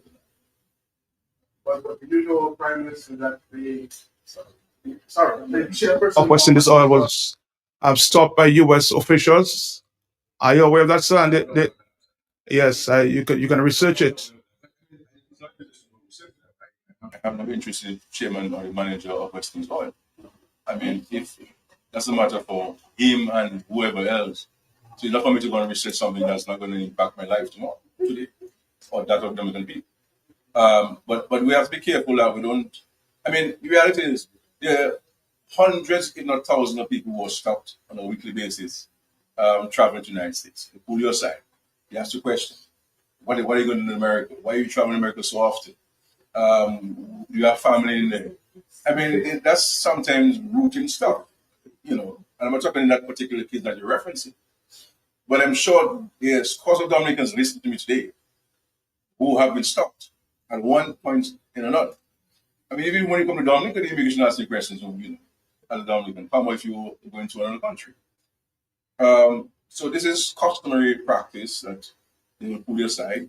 if you look at your boarding pass, sometimes you will see a special security code on your thing that they will check your bags separate from others. That's why some of you don't get your bag because they pull your bag out of the line to study it closer, or they'll give what they call a secondary search. See? So the number. So when you check, you'll see an XS or something like that. Or 4 S's. They tell me 4 S's on your boarding pass. Check it out, and they will pull your side in because you have been identified by the system.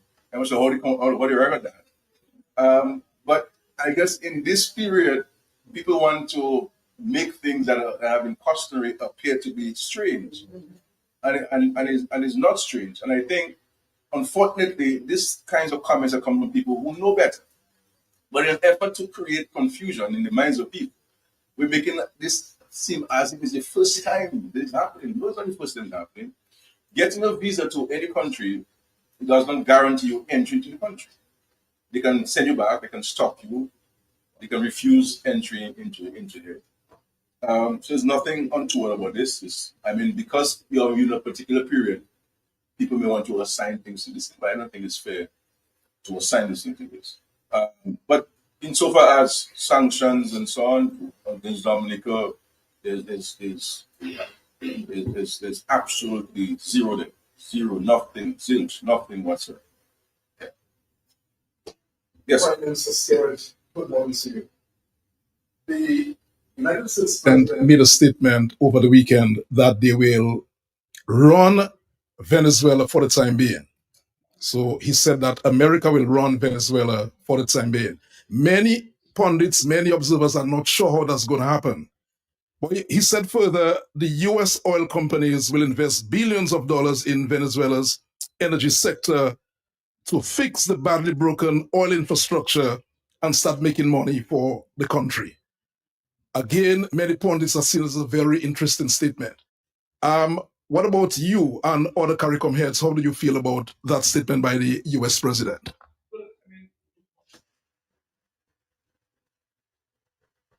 I put it this way. Sometimes people interpret what I say or what Dominica says as being anti-America or pro-Venezuela or pro-this or pro-that. No. Dominica is a friend of all countries. We've never taken up any confrontation with any country. Even within CARICOM, sometimes when colleagues say things about Dominica, you've never heard me publicly say anything negative over a prime minister or a president or a country. Never in all my years as prime minister. Because we wish to maintain good relations with every country.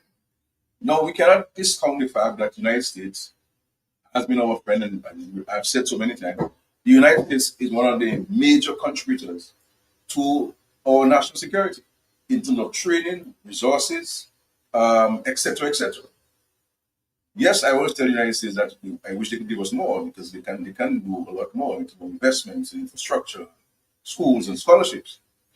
On the other hand, too, Venezuela has been Dominica's friend since they will become an independent country. And since then, every successive government in Dominica has maintained good relations with Venezuela. So we cannot discount that. So we're friends of all and enemies of none. We respect countries' right to self-determine, to determine how they run a country. We do not interfere in any country's internal affairs. We never do that. What we have been doing as friends of all, and in this case, friends of both, is to offer ourselves in whatever way they believe that we can work with them in enhancing their relationship or addressing whatever differences they may have. It is for them to decide whether the offer of assistance is welcome or there is a role for us to play. If they say there's no role for us to play, then we say thank you very much. No problem, we'll be there if you need us anytime. And so I've heard what the president writes. I do not know the details of this. That's why I don't want to comment on this. And I've also heard what Delcy Rodriguez, who is the new acting president of Venezuela, said, that she invites collaboration from the United States. And so I am happy to hear that statement made that they would like to collaborate, because at the end of the day, if the United States and Venezuela can address the issues and work together, it will mean a world of a difference for the Caribbean. You understand? And we know the multiple reasons why I'm saying that. I don't want to go details because of the sharpness in the press conference. So this is what it is. I cannot comment one way or the other because I also heard the President of the United States say in his press conference that the Secretary of State had discussions with Delcy Rodriguez, the acting president. So I am not a party to any of those conversations. So for me to make a comment would be speculative. And I don't think a prime minister has the luxury to speculate. You may have, the citizens may have, but as prime minister, I do not have that luxury in the capacity. But we offer ourselves whatever way we can play a part in bridging the gap of these countries and addressing the issues so that we can move forward in peace and prosperity and let us share the prosperity so that all of us can benefit. Prime Minister, let me ask you a question. Has the President of the United States broken international law by heading to Venezuela, capturing a president, and today he's facing the courts in the US? Has he broken international law? I mean, the for the United Nations, the Security Council, these matters are being looked at from a broader regional standpoint. I do not want to engage in any confrontation with anybody, or condemning anybody, or making any negative comment about anybody. I know this is not my style. So, this is not the way we approach things. Whatever concerns that we have, where friends are concerned, we share with them privately. You understand? I'm never in the business of naming and shaming anybody. You understand? So whatever concerns we have, we share it privately.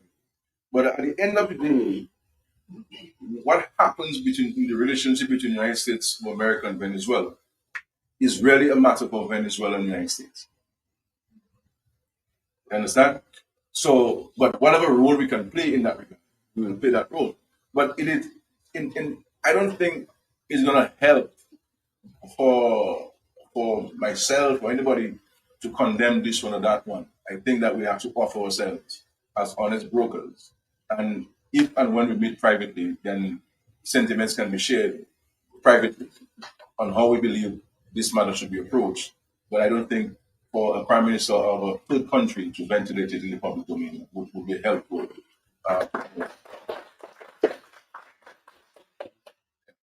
You spoke about refugees. How soon we will see the refugees, and in terms of housing plan for them? And can you please tell us, if you by now will know, where will they be coming from? Also, just before, I also have a next question as it relates to students in Cuba. Some of them, and I will say some, I don't know if all agree, they claim that no support, and they are saying that they are yet to receive any stipends from since last semester. So can you shed some light on that also first, please, PM? Thank you. In respect to the what you call flood country nationals, TCN, flood country nationals. Obviously, the details will be worked out in the United States, and the United States is very mindful of our smallness, our size, our resources, and so forth. So we will look at the United States on all of these logistical issues. Of course, the details I cannot share with you at this stage, but all of those questions that you've asked have been considered as part of the discussion and as part of the agreement, the MOU between Dominican and the United States on this. And I'll say so. I mean, all fairness to the United States, especially the folks at the U.S. Embassy and the State Department, they have been very respectful and reasonable and understanding of our concerns. And I think that they have taken some of our concerns into a very serious consideration. And those concerns have been reflected in the final document agreed between ourselves. But as time goes by, we will know how we're going to operate this agreement, how we're going to operationalize it, and so we take it forward. On the student issue, I'll find out what the students are in Cuba. We'll certainly deal with that today. Okay. More against Martin, get only what questions? A lot of questions. You have to speak for the people, Prime Minister. What were the U.S. concerns? I know you spoke to that earlier. What were the U.S. concerns with the CBI? And what if any attempts were made to review or amend? And second question, as it relates to this. Did anybody within your administration or government or diplomatic circles interviewed by the U.S. recently read drug trafficking concerns? I know you said none of your government officials are involved. The first question, as you know, there's an agreement among the 5 countries which operate a CBI program within the OECS. And we entered into an agreement to do a number of things jointly. That agreement has since been passed in every single country operating the CBI, including Germany.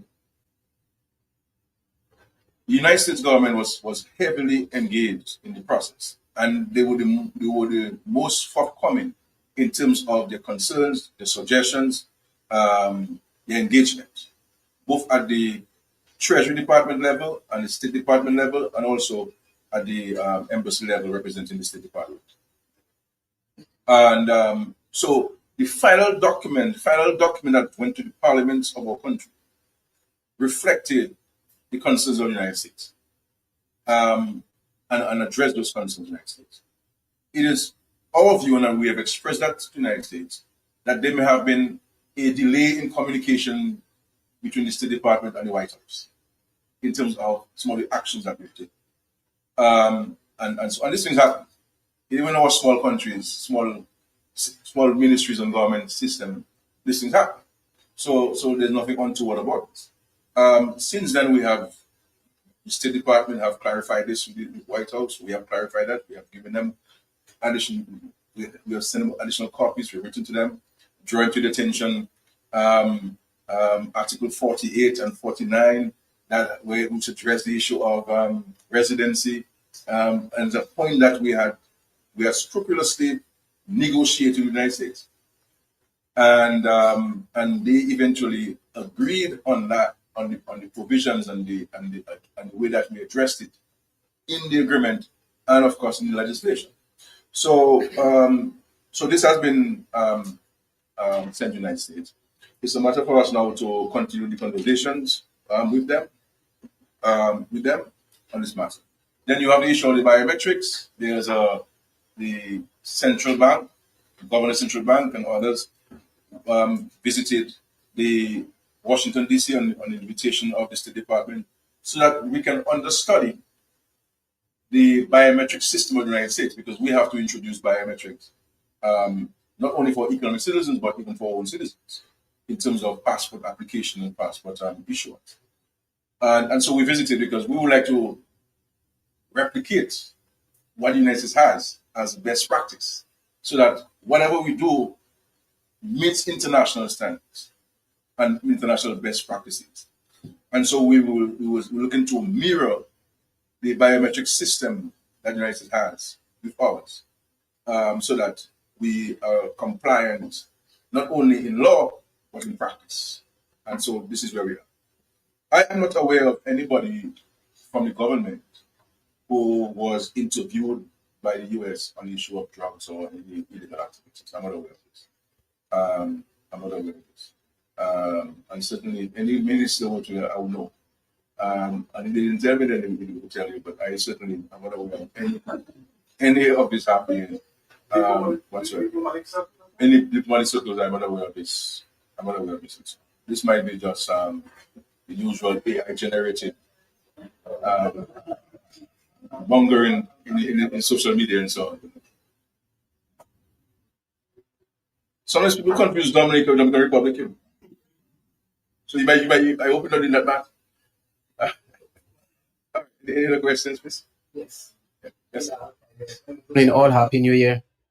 Mr. Prime Minister, I know Kala touched a little on the students in Venezuela, but should the situation,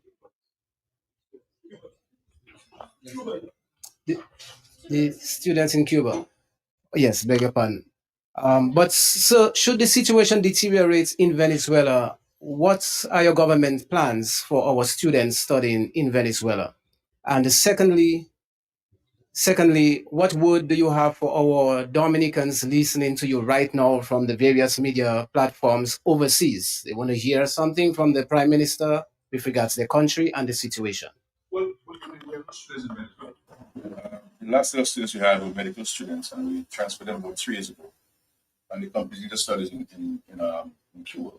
So we don't have any students. Our concern as a country is on the welfare and well-being of all the people of Venezuela.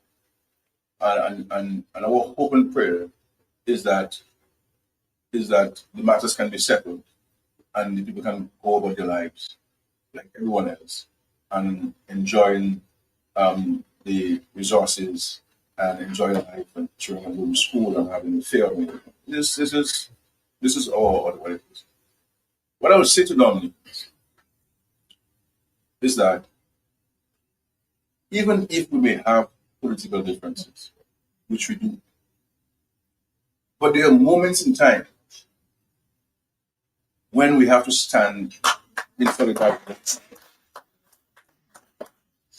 People believe that when something happens to Dominic, that there's an opportunity to precipitate a change of government and that they will come to government.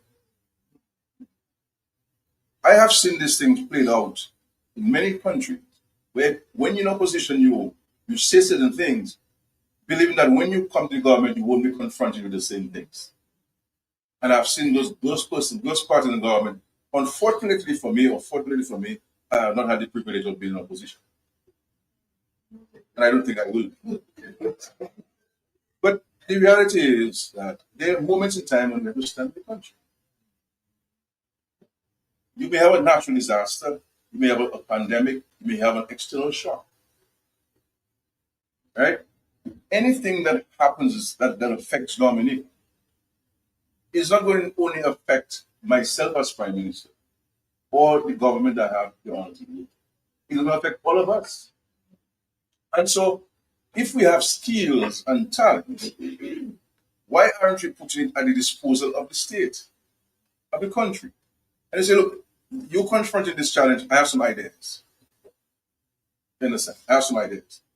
But no, and the kind of engagement that I see people having on social media, this is unbecoming of patriotic people. You can't be patriotic people. It's unfortunate. And it is as if, well, people are hoping and praying that whatever challenges we are confronting in this region, and Dominica included, then it would turn into a complete dramatic situation. And that was just carry the ball. No. We have faced many challenges as a country, both natural and external, and we have provided calm, reasoned, mature, focused leadership. I don't get flustered by challenges. When challenges confront us, I maintain a calm and level head because leadership requires you to be clear-headed and to provide guidance to the country and to help the country navigate the challenges that it is confronting. So that is life, but it's unfortunate how some are behaving. But that, I guess, in this world, you have good and evil. And there are some who prefer to choose evil over good. And that's what it is. So let's pray and hope that this will see greater unity in the country this year. And recognizing that there is shared responsibility and there is shared benefit. So I will end here. Matthew, one more question, and then we'll end here. So we have Imo News, and then we have Matthew. Emo News. Emo. Yes, not Emo. Emo. Emo News. Perhaps you answered already. Mo. Mhm. What is the government of Dominica's official position on the arrest of the Venezuelan president? We simply hope that, we have no control over the matter. We're not a party to the matter. We hope that the President Maduro will be treated with respect and dignity, and that he will be offered a impartial hearing, whatever the case may be. We don't know the details. I said, I do not want to engage myself in speculation. There is no question that we shared a particular relationship with Venezuela and President Maduro, and we're going to hide from this. And not because he's a challenge, I would say, well, he's not my friend. He was my friend. And he was a good friend of Dominica in difficult times. Venezuelan people, we always appreciate them, we always have great admiration for them, and so forth. This is why whatever we can do to help address the situation in Venezuela, we're prepared to do so as a friend of all. So I'm not sure what official statement or position we want to have. We're not a party to this situation, and of course there are things that we do not know, and any comment I would make would be merely speculative. And as I said, I do not have the luxury of engaging in speculation. Number two, do we still have a Venezuelan embassy in Dominica, and is it open as of today? It is open. As you know, it is open, and we continue to engage. There is a government in Venezuela. There is a country called the Bolivarian Republic of Venezuela. It has not disappeared. And the president has been appointed. We will try to engage and to get more information from them as to how we can assist. And I hope that I can speak to the president of Venezuela at some point to see what kind of assistance we can provide. And so forth. I know Delcy Rodriguez in 2004, and so I'll reach out to her at some point and see continue offering our support and assistance in whatever way they believe that we can help in addressing the issues confronting them, and hope in the United States that we all can work together for the greater good of the Venezuelan people and the greater good of the Caribbean region. You said earlier, Prime Minister, and of course we all heard that you say you don't take sides. Your president referred to the United States as a bully in recent times. In China, the world heard that interview. Prime Minister, what did you make of these comments there?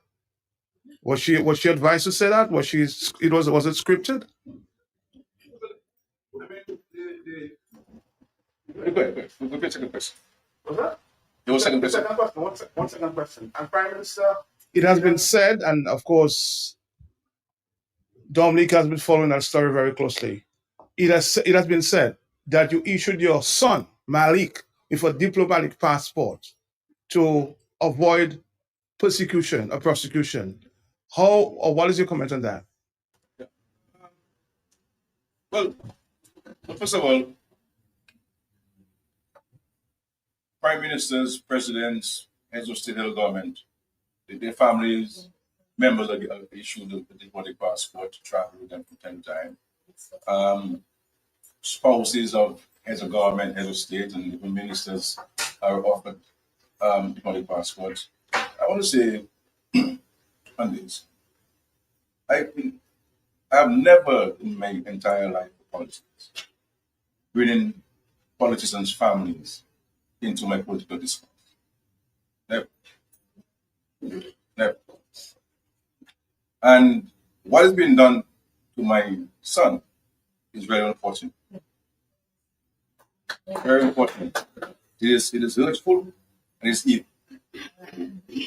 But I pray to God that vengeance is not my vengeance in Lord. My son got involved in an accident. And you know, Matt, I got you in the program. My son was never charged. Right? Never charged. I don't get involved in any matter regarding the police. I never got involved in the police matter. Never. If supporters of mine get into problem with the police, as a party, we help pay the legal fees. But the police can never tell you I call them and tell them charge this person, don't charge this person. All my years as prime minister. Okay? But what has been done is unfair, it is evil, and it is very hurtful. What people are doing. My son is not involved in politics. I'm involved in politics. And I am fair game, it's okay. But the Bible says, do unto others as like you do unto you. And as you know, this Lord has helped me and protected me for many years, and He continues to do so. So I leave it to the Lord to deal with those who are promoting this hate and this evil attack on my son. My son is my son, and it will always be my son. All right?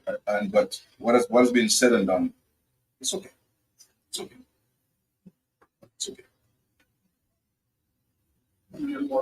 It's okay. Met Information Service. I'm sorry. Thank you, PM. I appreciate it. Well, good morning, everyone, and Happy New Year to you officially for the first time.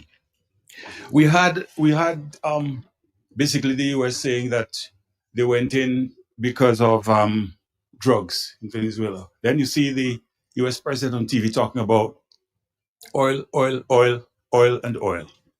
The impression you would get when they talk about the drug situation is that it goes beyond Venezuela, in that suggesting that there are other enablers in the region or something to that effect. I just wanted to give you the opportunity to speak, if you wish, on the level of cooperation that we have always had with the US or in drug interdiction or regional security and so on. The issue of military intervention, what I will say on this matter is that I am happy that the intervention was short-lived, because one would appreciate, as we always said, of the likely impact it will have on the economies and the way of life in the Caribbean. And though the events occurred just for a few hours, all flights from America were cancelled. All flights from America was cancelled. If it was prolonged, it means therefore flights will have continued to be cancelled. And you understand the impact on tourism, the impact on revenues, the impact on jobs, the impact on the way of life of the Caribbean people. Cruise ships won't come, airplanes registered in the United States won't come, and you will have a dramatic impact. So we're happy that it was short. As I said, and I repeat, our hope and prayer is that whatever differences exist between the United States of America and Venezuela, that both sides can resolve those matters through dialogue, discussion, and diplomacy. And CARICOM has offered itself, and Dominica is also offering itself, to play whatever role both sides believe that we can play in helping to resolve those issues, so that we can continue to enhance the safety, the security, and the economies of our Caribbean region. So this is I believe that I don't want us to look back, because what has been said or done have all been said and done. I like to focus now on today and tomorrow. What are the solutions? What can we do to ensure that we can move forward together into a better sense of security and prosperity? So I don't want, and I said I don't have the privilege of engaging in speculation or reacting to what is said on social media, because the reality is, AI is so effective now, and I see people forwarding stuff and sharing stuff, and when you look at it, it's AI generated. So we ourselves as media have to be very careful that we don't go raising questions or even carrying things on news that we ourselves have not verified as being accurate or authentic. So in my case, I have even a higher responsibility not to be carried away by what I see being said on social media or sharing of stuff, or people having podcasts or vlogs, as they call them these days, and so on. And I said, I watch them like you and like yourself as well. But instead of forming policy or forming a position or an attitude or an approach, I cannot rely on those things. What I rely on is my direct engagement with the United States on this matter, my direct engagement with the CARICOM on this matter, and my direct engagement with Venezuela on this matter. You understand? So that we all appreciate. This morning I had a conversation with the embassy of the United States in Barbados, follow up on some things. And this is how we continue the engagement and the dialogue. And I think this is the approach that we should take. And this is the attitude that citizens should have. And not engage themselves in all sorts of speculations and mongering and so forth. One question. Question already, President. The President. Well, I mean, as I understand, this statement was made in mid-October. Mid-October. But the reality is, man, there are people who highlighted this because they thought it was going to serve their purpose. You understand? Now, if you were to ask me, I maybe would use with nuances and so forth. But the president is the president head of state, and I cannot tell the president what to say, what not to say. President head of state, and so forth. But I think for some, it may have been the time when people felt I may have been seen in a particular way. But I will not. That's yesterday. That's yesterday's stuff. Today's Monday.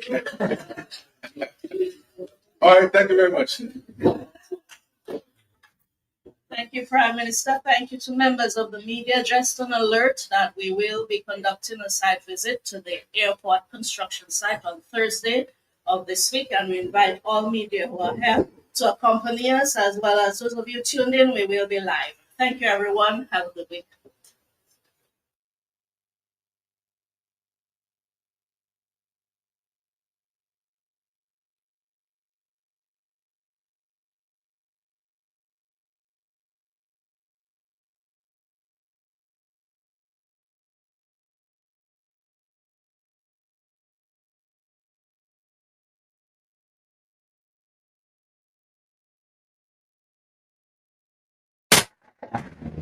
At Q95, we are family. Join your family. You can send emails, request songs, name your top 10 songs of the week, and even tell us the music that you want to hear. Stay on top of the latest news and entertainment. Hear it first as it happens. Stay in touch. Call our sales office at 767-448-5822 or call our on-air live talk shows at 767-449-3095, 3096, and 3097. Stay right on Q. Keep it